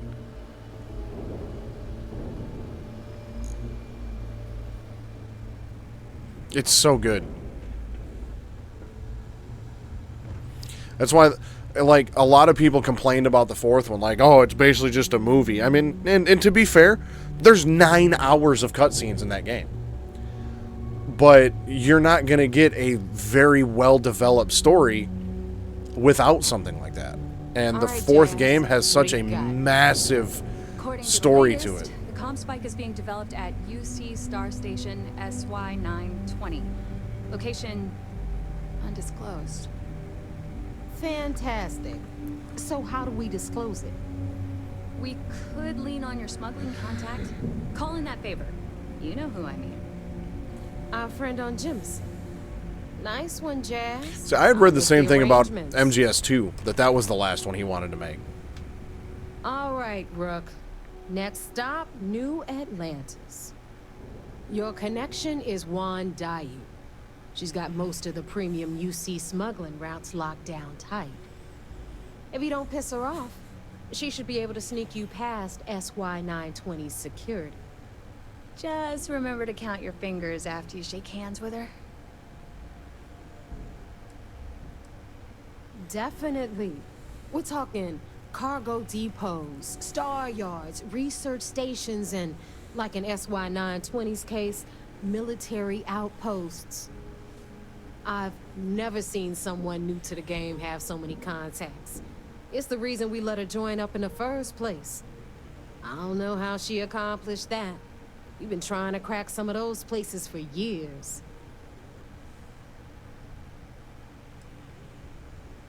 You're in the fleet. You should always expect trouble. As far as Juan goes, even though she's one of our newer contacts, you shouldn't have any problems dealing with her. Good luck. Yeah, from a gameplay standpoint, MGS5 was very Smuggling beats a real job any day. it was very well balanced. You know, like none of it felt clunky, you know. It was a very smooth playing game.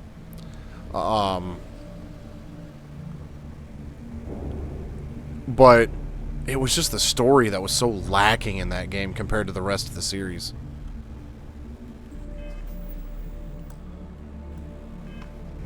I just spoke to you. All right, Rook. Your connection. If you don't piss her off, just remember. I sure hope so. 'Cause she might. Once Juan gets you past the guard dogs, it's gonna be on you to locate the comm spike. According to the data we have, it's in the prototype phase, meaning there should only be a single device aboard the station. Basically, you break it, you bought it. We paid good money for the information, so I'm sure it works. And if it doesn't, a certain source at Mast is going to have to deal with a very pissed off Neva. And that would be the end of that. You just bring the tech here, I'll do the rest. Oh, and one more thing. SY-920 is a UC military installation. That means it's guarded by heavily armed troops. And we both know those idiots don't mess around. If you intend to turn the place into a shooting gallery, you might want to be sure you're hauling an arsenal, because you're gonna need it. Perfect. Okay, so I'm gonna arrange a meeting. In the meantime, I'll make sure Jazz comes up with the solution to the electromagnetic. Okay, you'll make sure. More like get drunk while Jazz does all the hard work. Typical. Privileges of rank, my darling. We'll discuss it a little later. And you, get the hell out of here, and I'm gonna leave that up to you, Rook. If you get into deep trouble, and you think bringing her into the fold is gonna make the difference, tell her whatever you want. At some point, Delgado's gonna be promising everyone their cut of Crix's legacy. If we want him to stick with the fleet, it's inevitable. But until the money's within reach, stay sharp, Rook. I have not played Metal Gear Survive. I have zero plans on playing Metal Gear Survive. It didn't look interesting enough for me to care about it.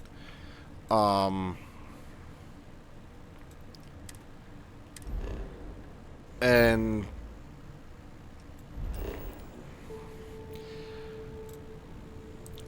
what I had seen about it, it looked like it was just... They just took assets of Metal Gear 5 and tried to cash in on the zombie craze that happened in, like, 2008. And they just cashed in, like, 10 years too late on it.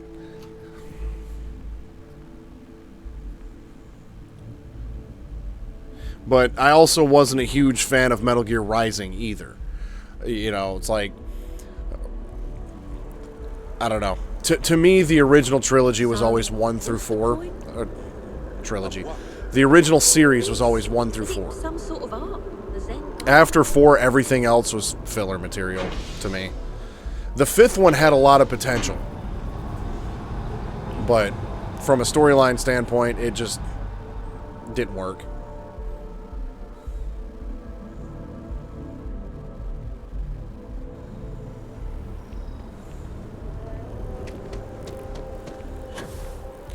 Like the Big Boss body double thing, I appreciated all that. I felt like that was written really well, fit in with the the story of the original 2D games. Like that all made perfect sense.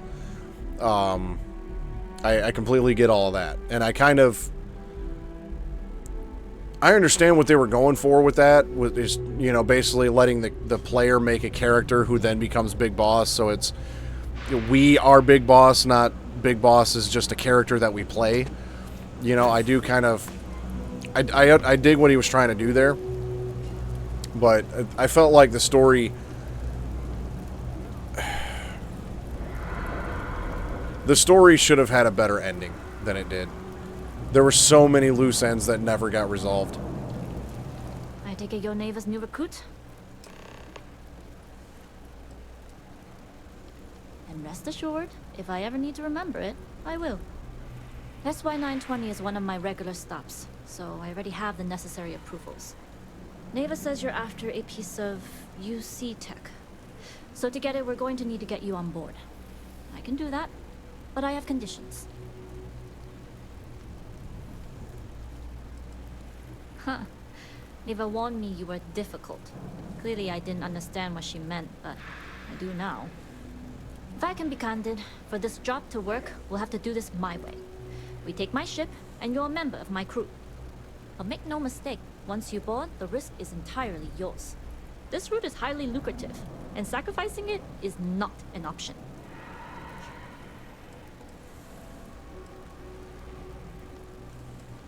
It's not personal. If you're caught, that entire installation will be on you. There's nothing I can do for you at that point, except send flowers to your next of kin. Good, then we have a deal. In any case, when you're ready, meet me at my ship. It's the Jade Swan.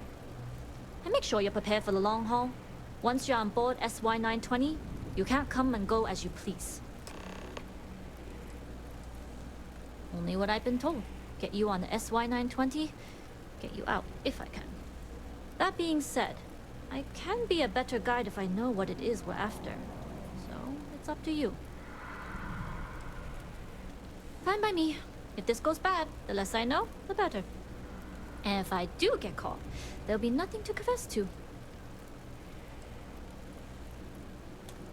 Enough to be on a first-name basis with the Marines working the comms. It also helps they want us to dock. The cargo ship means supplies, special requests, slates from home. In the void of space, a cargo hauler is a soldier's best friend.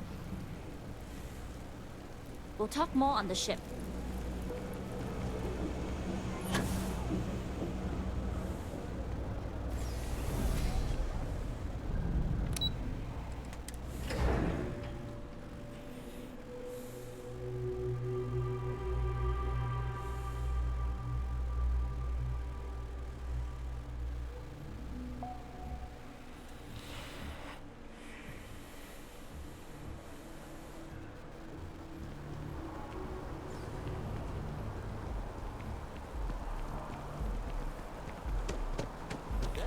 Yeah, once I get done with a couple categories that I've got in mind for Metal Gear Twin Snakes and speedrun that and do the extreme Big Boss speedrun and all that, I might focus on speedrunning Metal Gear 3 or potentially I don't have any interest in speedrunning Metal Gear 2, but the tanker portion of it, I might maybe do like, you know, some more of that. Maybe do like the dog tags, just for that portion of the game. But in terms of doing the entire game, I'm not really too interested. I have speedran Metal Gear 3 on very easy, so I might do a little bit more of that. Check out some of the other difficulties and things like that, but it's going to be a while before I'm done with Twin Snakes, because I got to do any percent hard on console, then very easy normal, hard dog tags, then any percent extreme on emulator and console, then any extreme dog tags on emulator and console. So I've got a ways to go. Yes, what? Always looking for the next mark. This ship is huge, bro.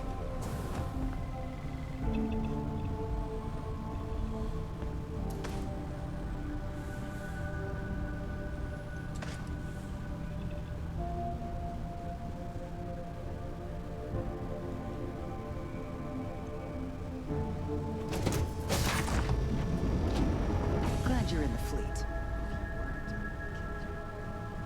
Howdy.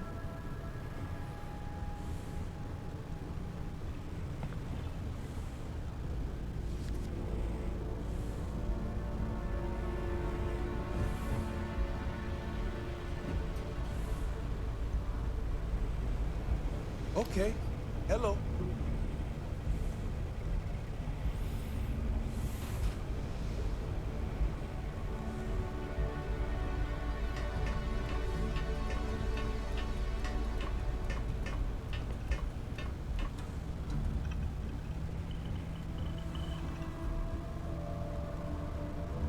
Hello.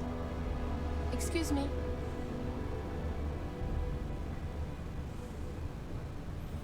There's got to be a ladder that goes up somewhere, right?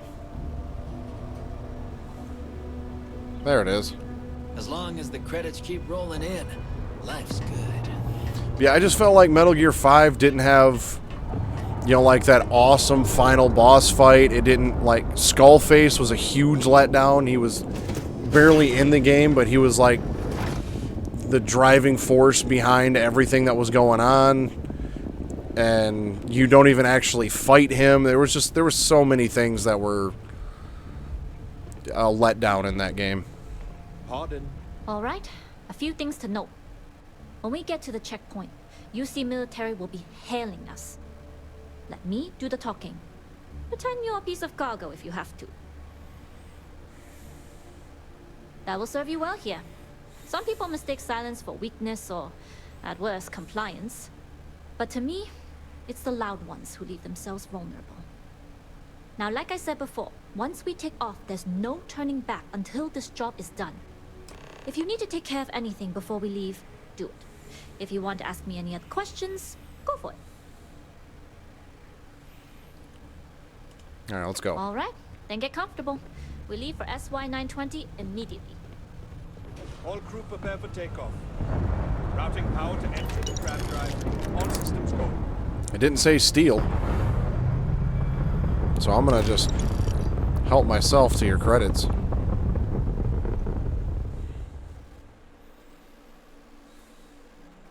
We'll graph jump the SY-920 from here. Don't worry about your personal ship. The fleet will make sure it's secure. You can take this time to prepare. Just try not to bother my pilot while they're flying. Don't worry, Captain. I've spent half my life walking and chewing gum at the same time. I can handle a little banter. Sounds like you're putting in a request for double duty. Captain, I retract my earlier statement. For the record, I don't even like gum. Noted. Just get us there safe. Roger that.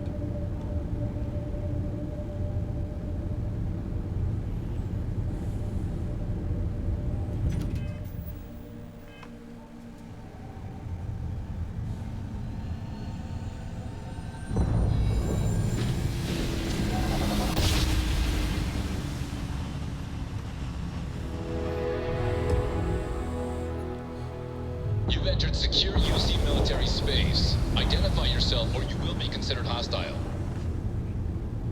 This is Captain shit. Yu, cargo class ship ID UC 7938, requesting permission to dock.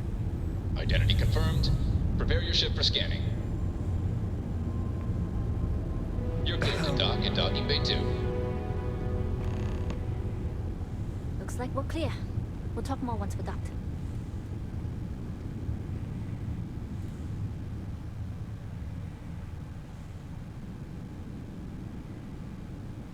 Yes?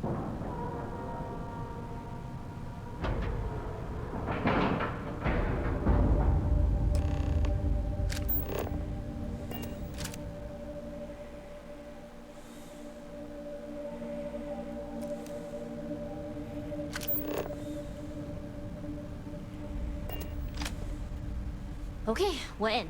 First things first. The station is enormous, with checkpoints everywhere. To get past them, you'll need a military uniform. And to get a uniform, you'll need to get to the barracks. There should be a way through the vents. You can get to them via the maintenance store downstairs. There's an intercom there as well, where we can make contact. Once you get a uniform, it should be fairly easy to find an elevator to the command bay. But, if at any point your cover's blown, I'm gone. Oh boy, howdy.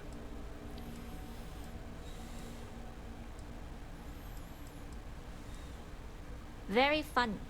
But if you do get into trouble, try and use that quick wit to your advantage. Either way, for now, get on that station and find that intercom. We'll talk more then.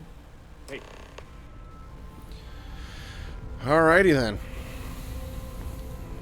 Let's get to it.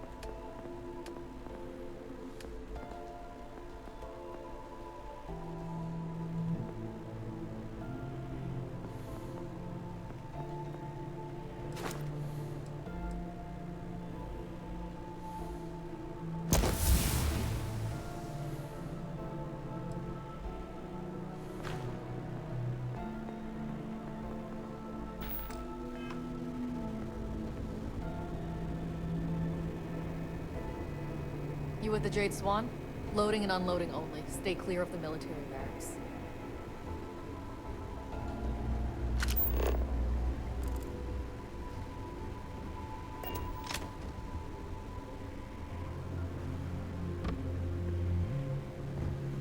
What's the serial number on that shipment we got yesterday?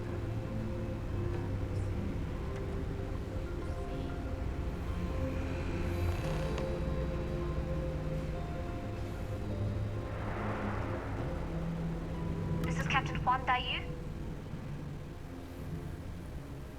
And you found the intercom. That's a start.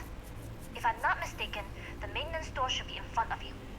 If you can find a way to open it, it'll get you past the first checkpoint.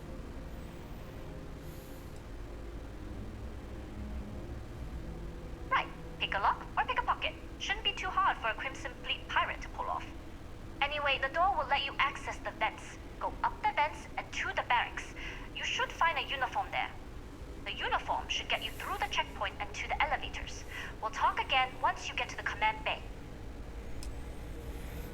All right.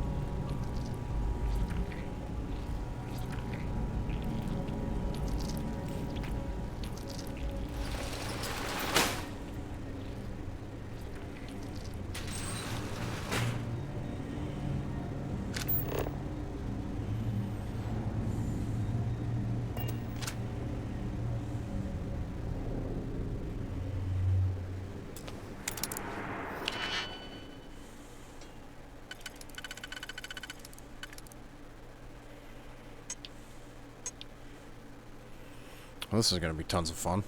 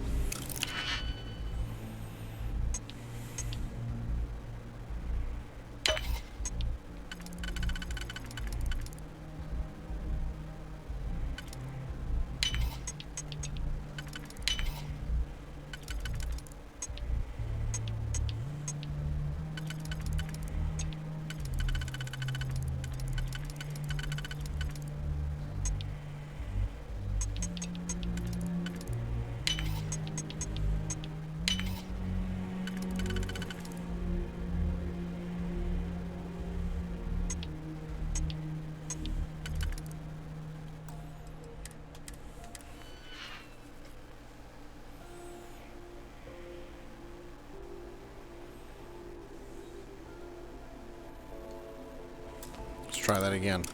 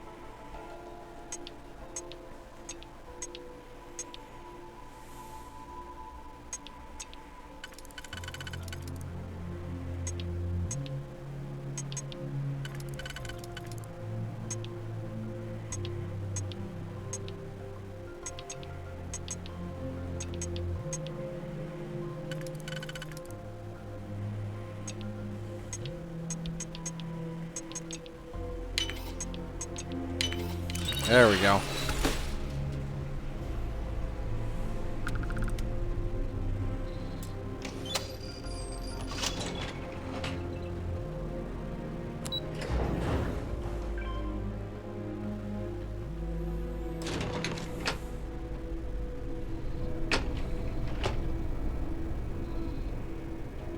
This is Captain Huan Daiyu. Good. And no alarms or warnings on the comms. Music to my ears. If you found a uniform, be sure to put it on. That'll provide some cover. Don't know what you're after, but I'm guessing there'll be another checkpoint. This far down, might need a clearance code.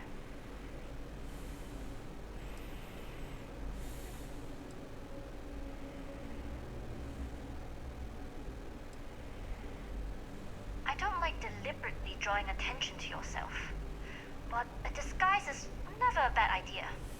The uniform won't be enough though. You'll need to find a computer with the code. Try the security office. They likely have a computer there that has what you need. Going down for now. We'll talk again once you've located your target.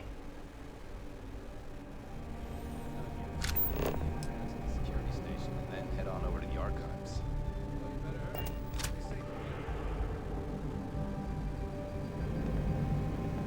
Need your clearance code, Marine. It's been that way since Commander Natara took over. No entry in the command bay without a clearance code. I'll say. You might want to track down your commanding officer and have them Definitely verify not. your post. Maybe they'll draw you a map.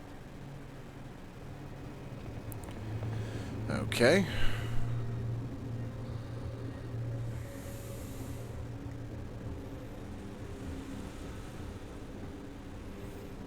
Well, it doesn't say steel, so I'll take a med pack.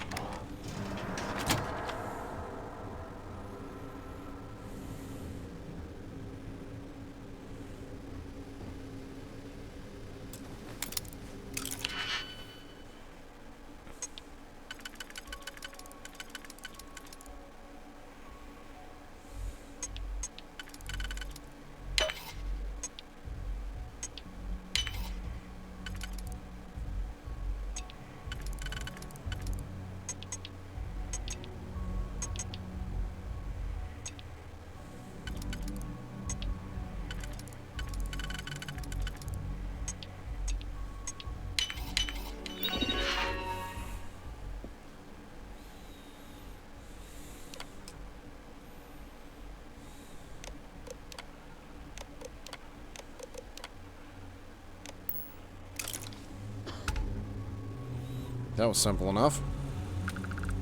If you aren't assigned to this level, This part of Starfield has been very I don't want to say Need boring. your clearance code, Marine. All right, Ensign, let's hear it. Sorry, Ensign. Code doesn't match. Yeah, I don't want to say it's boring, but it's been pretty slow moving. There hasn't been a lot of combat or there hasn't been a lot of action. Let's put it that way.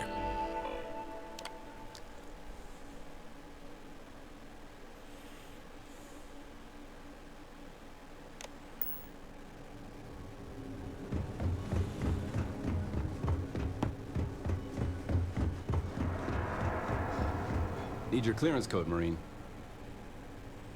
All right, Ensign, let's hear it. Sorry, Ensign. Code doesn't match. I mean the code doesn't match.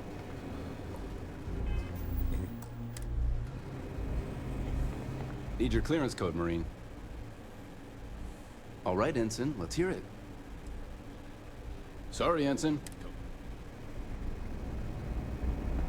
Need your clearance code, Marine. All right, Ensign, let's hear it. Sorry, Ensign. Need your clearance code, Marine. All right, Ensign, let's hear it. Sorry, Ensign. Need your clearance code, Marine. All right, Ensign, let's hear it.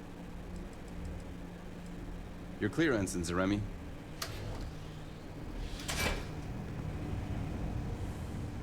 Commander Natara, test flights for the latest prototypes are ready to go. Acknowledged, Lieutenant. Inform them they are clear to launch. Secure.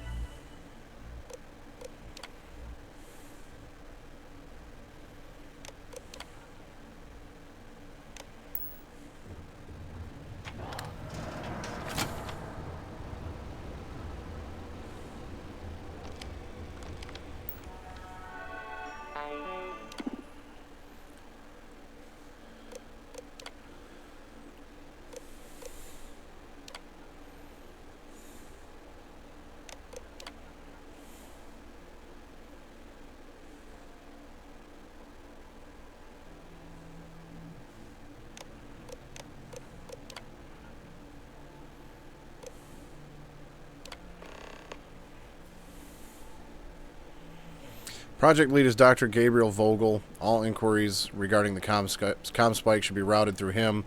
All other matters should be directed to Commander Natara or the highest ranking officer on station. Level 4 clearance should only be accessed with Commander approval.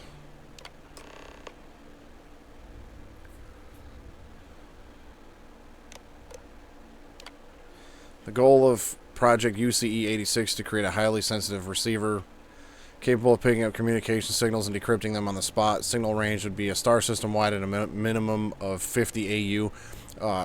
AU in this context would be astronomical units, which one astronomical unit, if memory serves correct, is one astronomical unit would be the distance from the Earth to the Sun.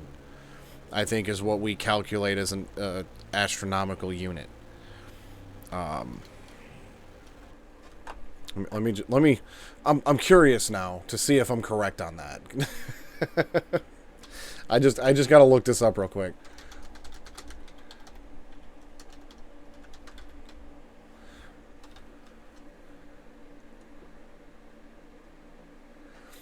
The astronomical unit is a unit of length, roughly the distance from the Earth to the Sun. Bam! Look at me knowing shit. The receiver would be strong enough to pick up traces of frequencies potentially weakened by distance, atmosphere, or gravitational field. Decryption software would be smart enough to both decrypt any signal within nanoseconds and propose any missing or corrupted data. Benefits: distress signals become easy to locate and interpret. UC security could detect hostile frequencies before they become a threat. Hostile embedded messaging could be easily exposed. Communications across the system are greatly increased with fewer delays.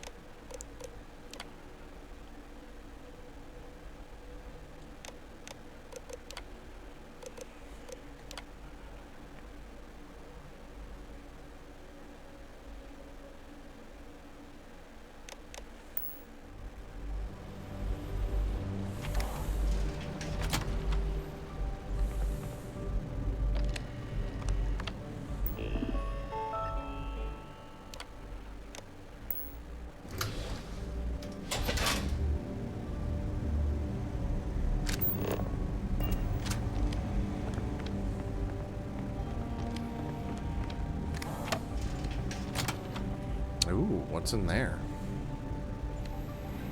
It's locked. I don't recognize your face. Dr. Vogel has put in a request for more personnel.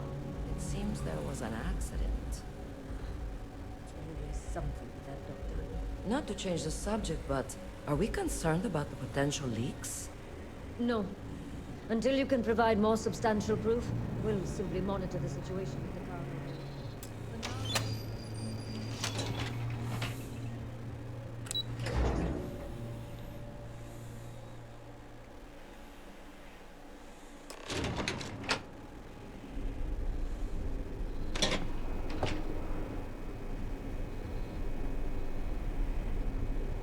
Yu here.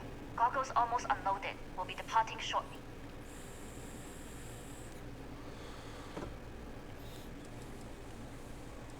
You are, and I've delivered you just as Delgado asked. That being said, I can stay in orbit for a short while. I'll need to send word to Delgado anyway, if you don't get off that station. But it looks like you'll need to find your own way off the ship. That's That fantastic. doesn't mean you're trapped. On a station this big, there are bound to be other vessels you can steal. As a And member this of is where the Crimson shit hits the Fleet, I fan. trust you can handle that.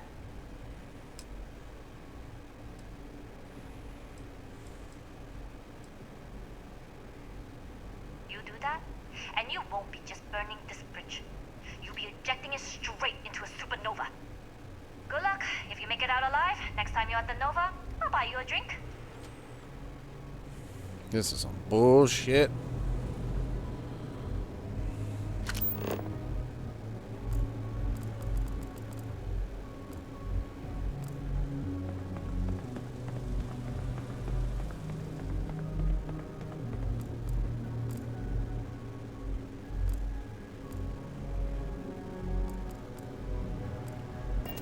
I've heard the team is looking for more test pilots. Yes, if you have experience flying, you should talk to Dr. Gold. So, what's this big project you're working on? Well, I can tell you, but then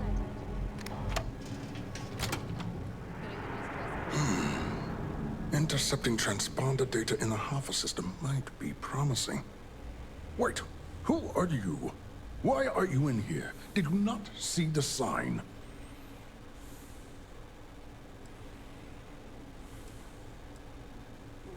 The sign outside that says no visitors. Wait, did they not put that up? I requested it ages ago, but not surprising. Ever since Commander Natara took over, the priorities have changed. Don't you mean access to the ship? Because the comm spike isn't a device, it's a module. It's attached to a prototype in one of our docking ports. We're still in the testing phase, running decryptions across a variety of signal types, but the results so far have been very promising. It can even interpolate signal data lost in the retrieval. It really is a wondrous technology.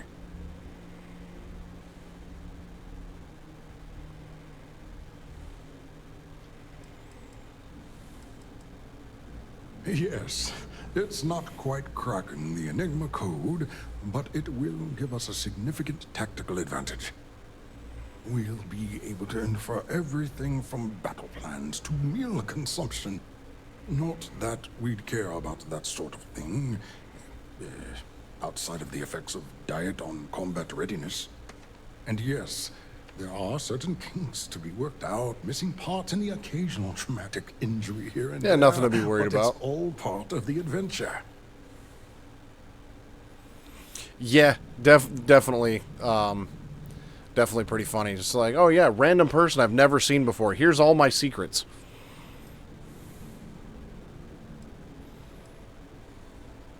Yes, you could, but why would you want to kill birds? Seems needlessly cruel, don't you think? However, that might make you the ideal candidate to be one of our test pilots. In short, I've requested a full squadron of these brave and fearless Marines to be transferred to the station. They'll give the prototype a final run, and provided there are minimal casualties... Minimal casualties, not just none. A couple people can die.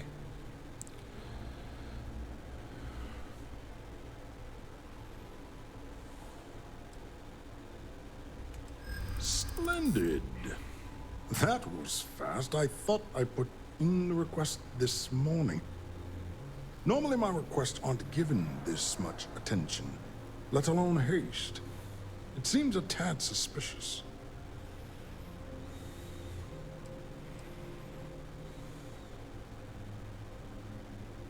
I see. It would have been nice if they kept me in the loop. I am the project lead, after all. Commander Natara, you say? Oh, well, we don't want to make her angry. She's terrifying. All right, you've convinced me. You're the new test pilot. You'll need a uniform and a terminal password to authorize a flight and get past Natara's cumbersome checkpoints. The uniform you can get in the locker room area, the password you get from me. So what's You'll the password? find the prototype ship at Docking Bay 8. Use the password to access the flight terminals in the control center. And of course, best of luck. You are doing science a great service by undertaking this sacrifice. Why do I feel like I've just stepped in a gigantic pile of shit?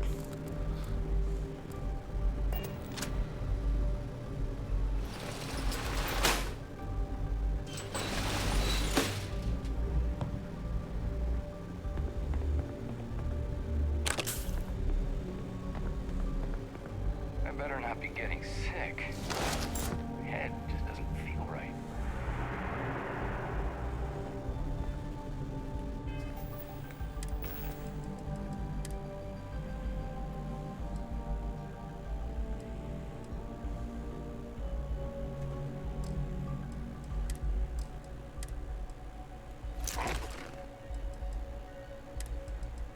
Well, I guess that would have helped me figure out my code if I'd have realized which guy's uniform I was wearing.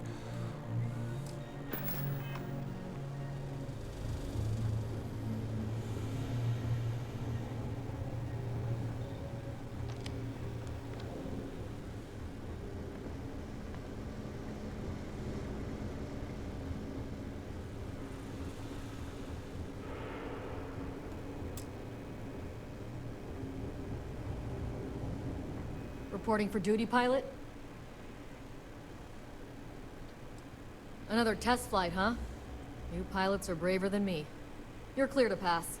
Don't forget to schedule the flight in the control center.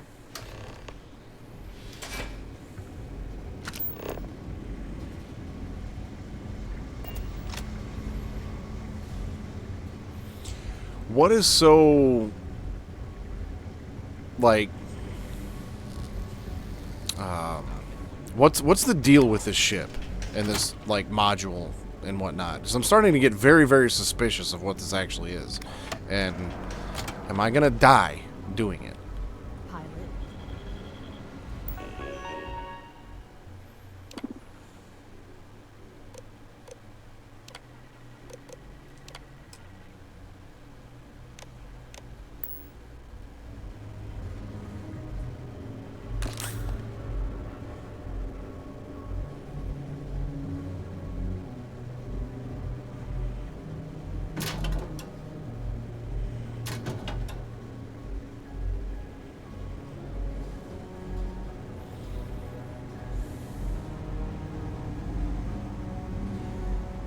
Station seems secure.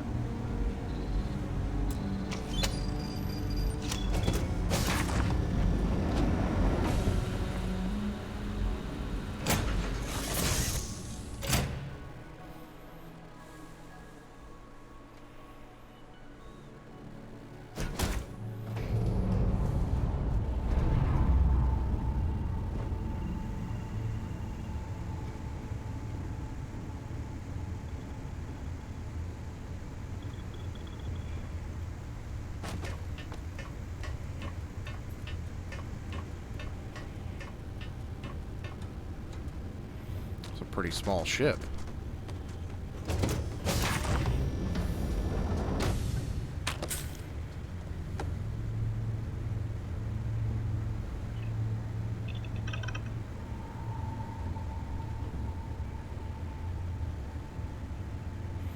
Please fix.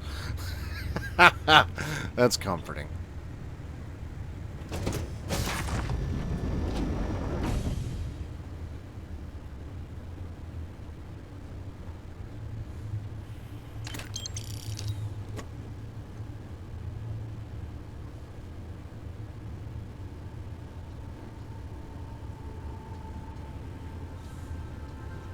prototype ship, you are cleared for takeoff. We'll begin the test on your departure.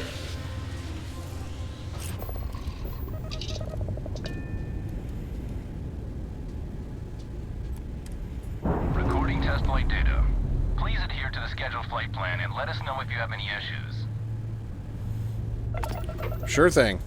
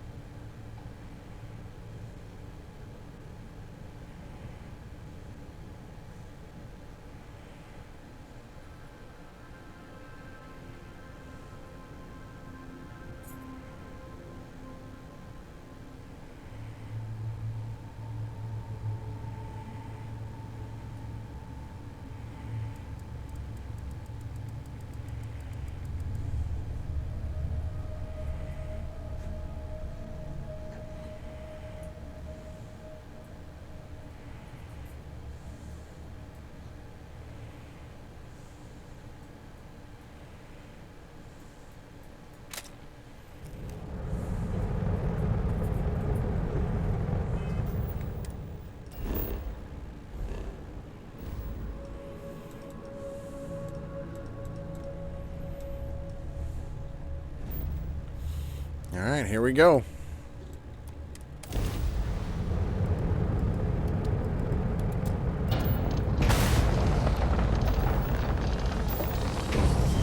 Bye.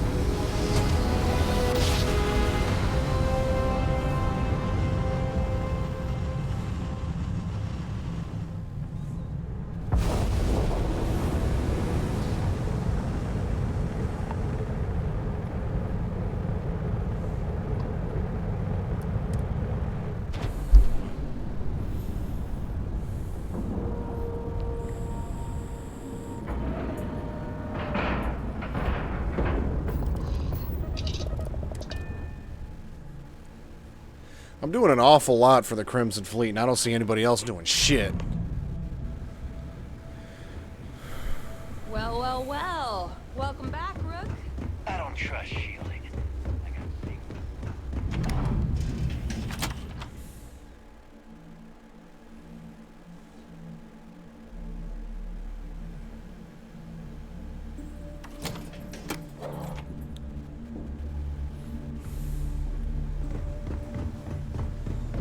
Bulk grog is fine.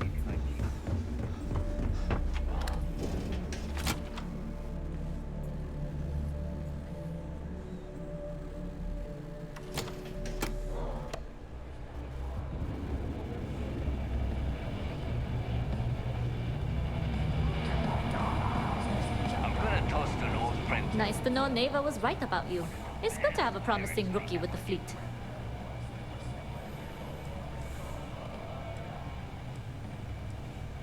Surprise? Neva talks tough, and frankly, she is tough. But she's not a machine.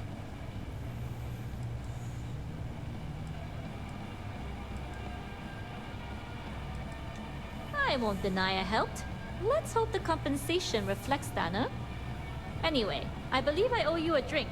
It's the last time I'm paying, of course. Because if Delgado's right about Crix's legacy, you've earned more than your fair share already with that comm spike.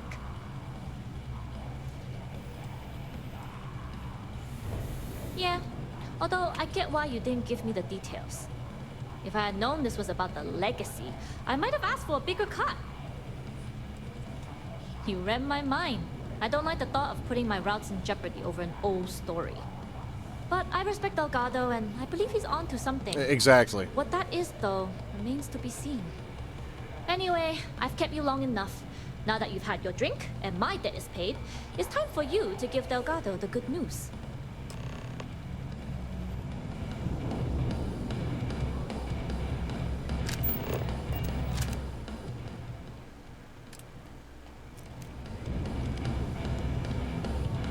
Well, you look like yes. So there I am. This is security in my plan.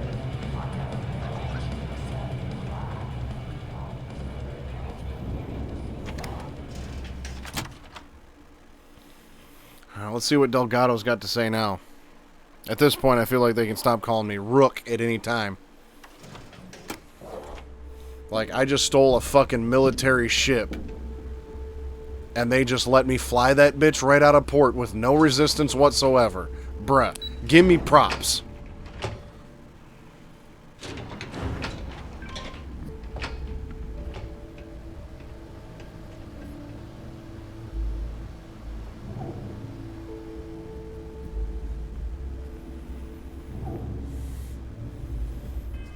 Real quick, all I'm going to say, nobody's going to understand this joke and why it's so funny. At least it'll be funny to Grim anyway. If I do all of this shit for Delgado and all I get out of it is a fucking coin, I'm going to be very, very upset. And I mean extremely upset.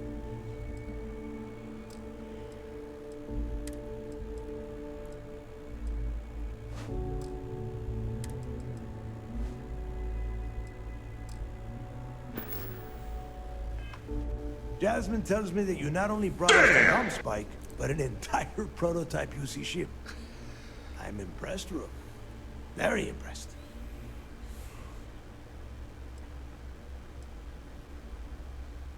Don't worry your pretty little head about your damn ship. We had it brought back here safe and sound. Now pay attention. Dale went out of his way to tell you how impressed he was. You just gonna leave him hanging like that? Right. I'm sorry. Let me get on my knees for the fucking guy. Thank you.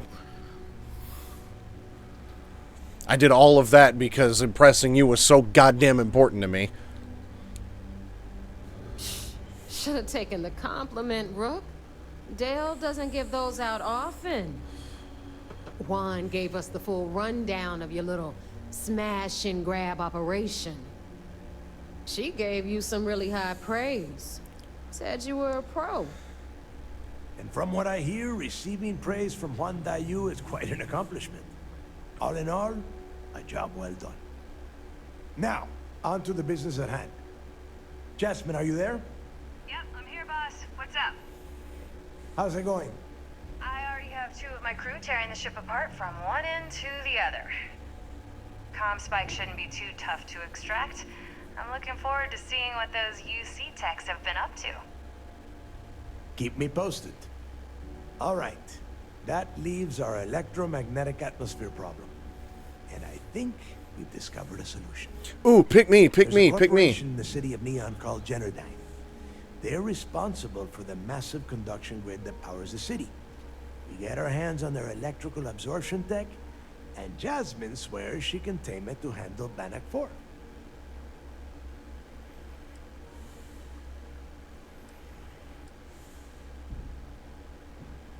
It's all we got. Now you are part of this job, so deal with it. Besides, I've learned never to question Jasmine's talent.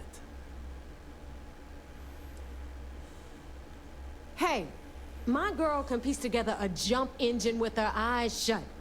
Literally, I've seen her do it. So, cut the crap. The only thing you need to worry about is bringing the tech home. I'm so shocked you picked me for the job. Fighting isn't going to get us to the legacy any faster, neighbor. Now, why don't you give us the info on our Neon contact? You get to meet up with the lovely Estelle Vincent. She's had her deft little fingers on the pulse of Neon for some time now. Whatever info you need, I guarantee she can get. Estelle is one of the most reliable captains we have in the fleet. If I want something done, there's none of the typical bullshit. It gets done, and afterward, we all split the cash. Dude, same.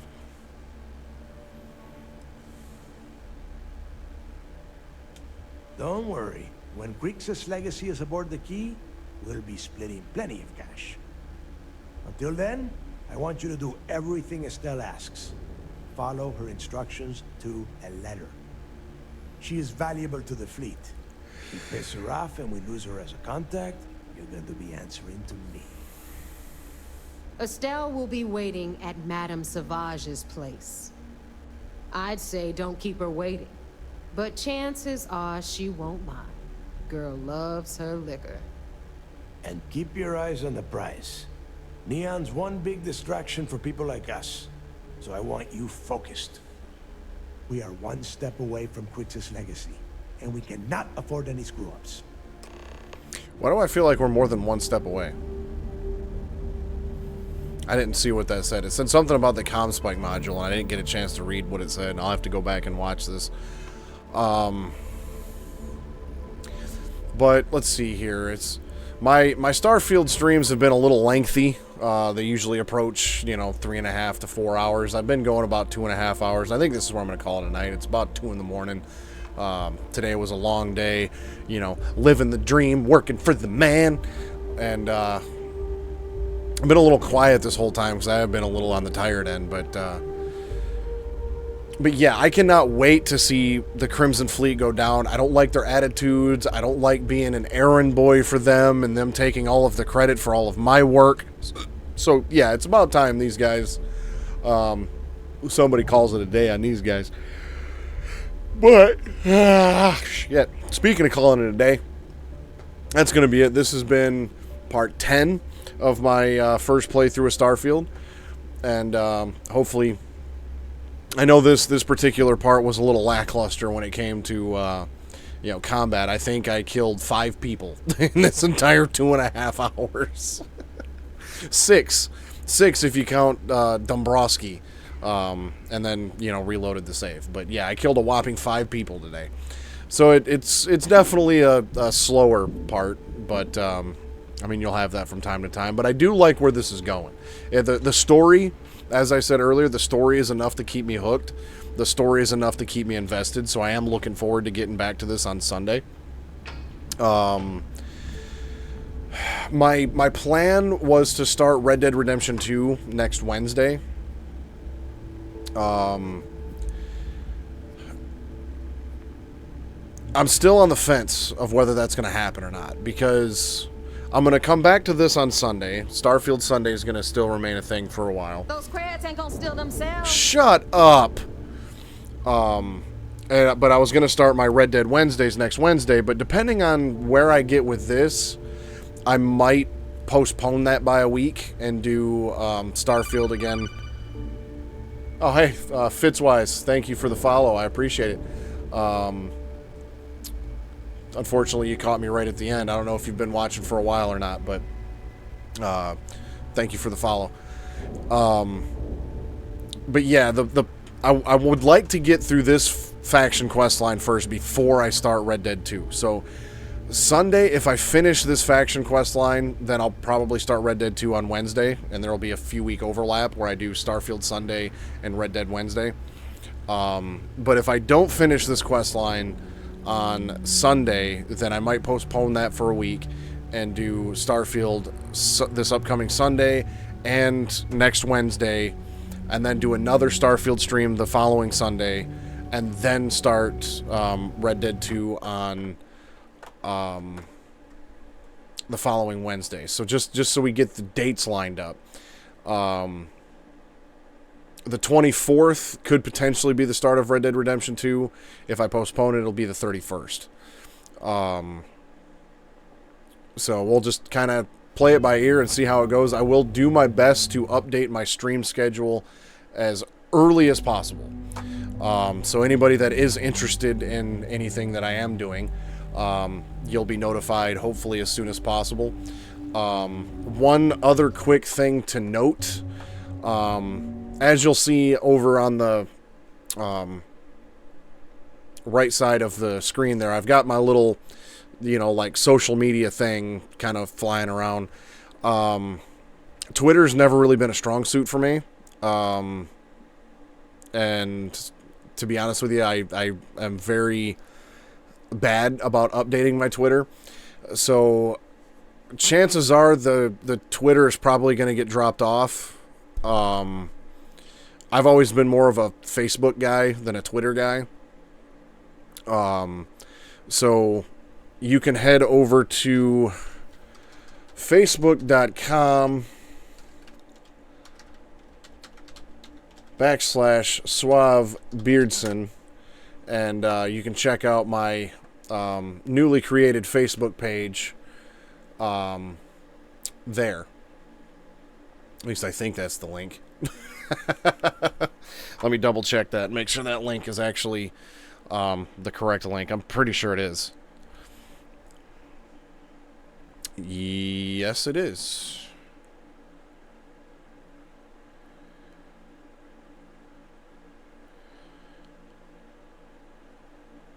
Hey, Grim, do me a favor and verify that that link works for me.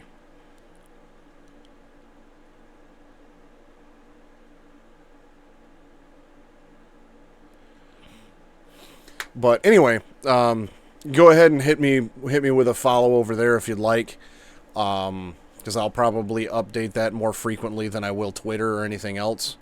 And there's also the subscribe button's going to be right up here for those of you on YouTube, and the playlist will be over there for the entire Starfield playthrough that I've been doing.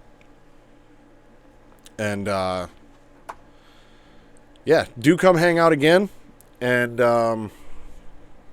let's see, Sunday at approximately between 8 and 9 o'clock. Says unavailable right now. Okay, well, ignore that link then, because I'm not sure 100% what it is. I thought that's what it was, but I guess I'm incorrect on that assumption.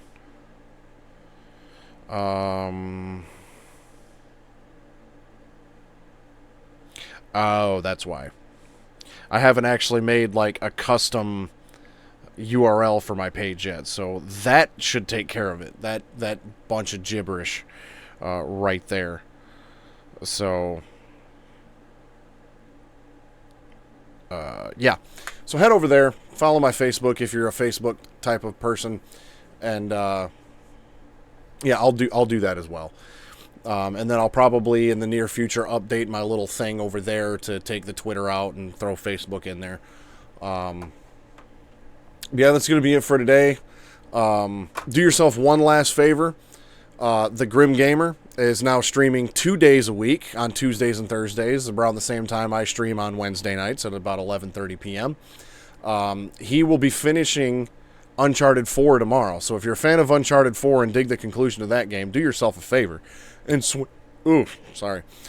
over there to the Grim Gamers channel. Give him a follow and check that out. He's going to be playing Uncharted Lost Legacy coming up. Just do me a quick favor and let me know. Yeah, no problem. And let me know what you got going on next week, because I know you were talking about doing a couple one-off streams, some old retro stuff. So if you're a fan of retro games, do check that out for sure. He's got a lot of cool retro stuff that he kind of sprinkles in there. He's usually got a couple main games or, you know, a series or something like that he'll do a good couple streams on, and then kind of in the middle throw in a good retro game, you know, once or twice here or there, and then, you know, kind of start another thing. So he's got a lot of good stuff over there. Do yourself a favor and go check it out. So real quick before I sign off here, we'll get the Grim Gamer down there to kind of let us know what's coming up over the next week. The Grim Gamer's the MVP. He's here for every stream since I've started, for the entirety of them. So big shout out to the Grim Gamer. And if you like what I'm doing here, you'll like what he's doing over there. And yeah, Sunday, as a matter of fact, real quick while I'm waiting on that, the new Starfield beta update was supposed to come out today. That's been delayed to Friday, so I will probably have that update installed for the Sunday stream. I'll have to go and see exactly what's all supposed to be in that update. I know a bunch of graphical updates and things like that. Grim says, if I finish Uncharted 4 tomorrow night, we'll be looking at a one-off of Dragon Warrior on the OG NES, then a retro one-off for a random game Thursday, Lost Legacy the following I'm going to assume Tuesday after that. He's got Monday in there, but his days are Tuesdays and Thursdays. So, Uncharted tomorrow night, Thursday, and then I'm guessing next Tuesday will be Dragon Warrior, and then another retro one-off next Thursday, and then Lost Legacy the following Tuesday. So, good stuff. And until I see you again, stay suave.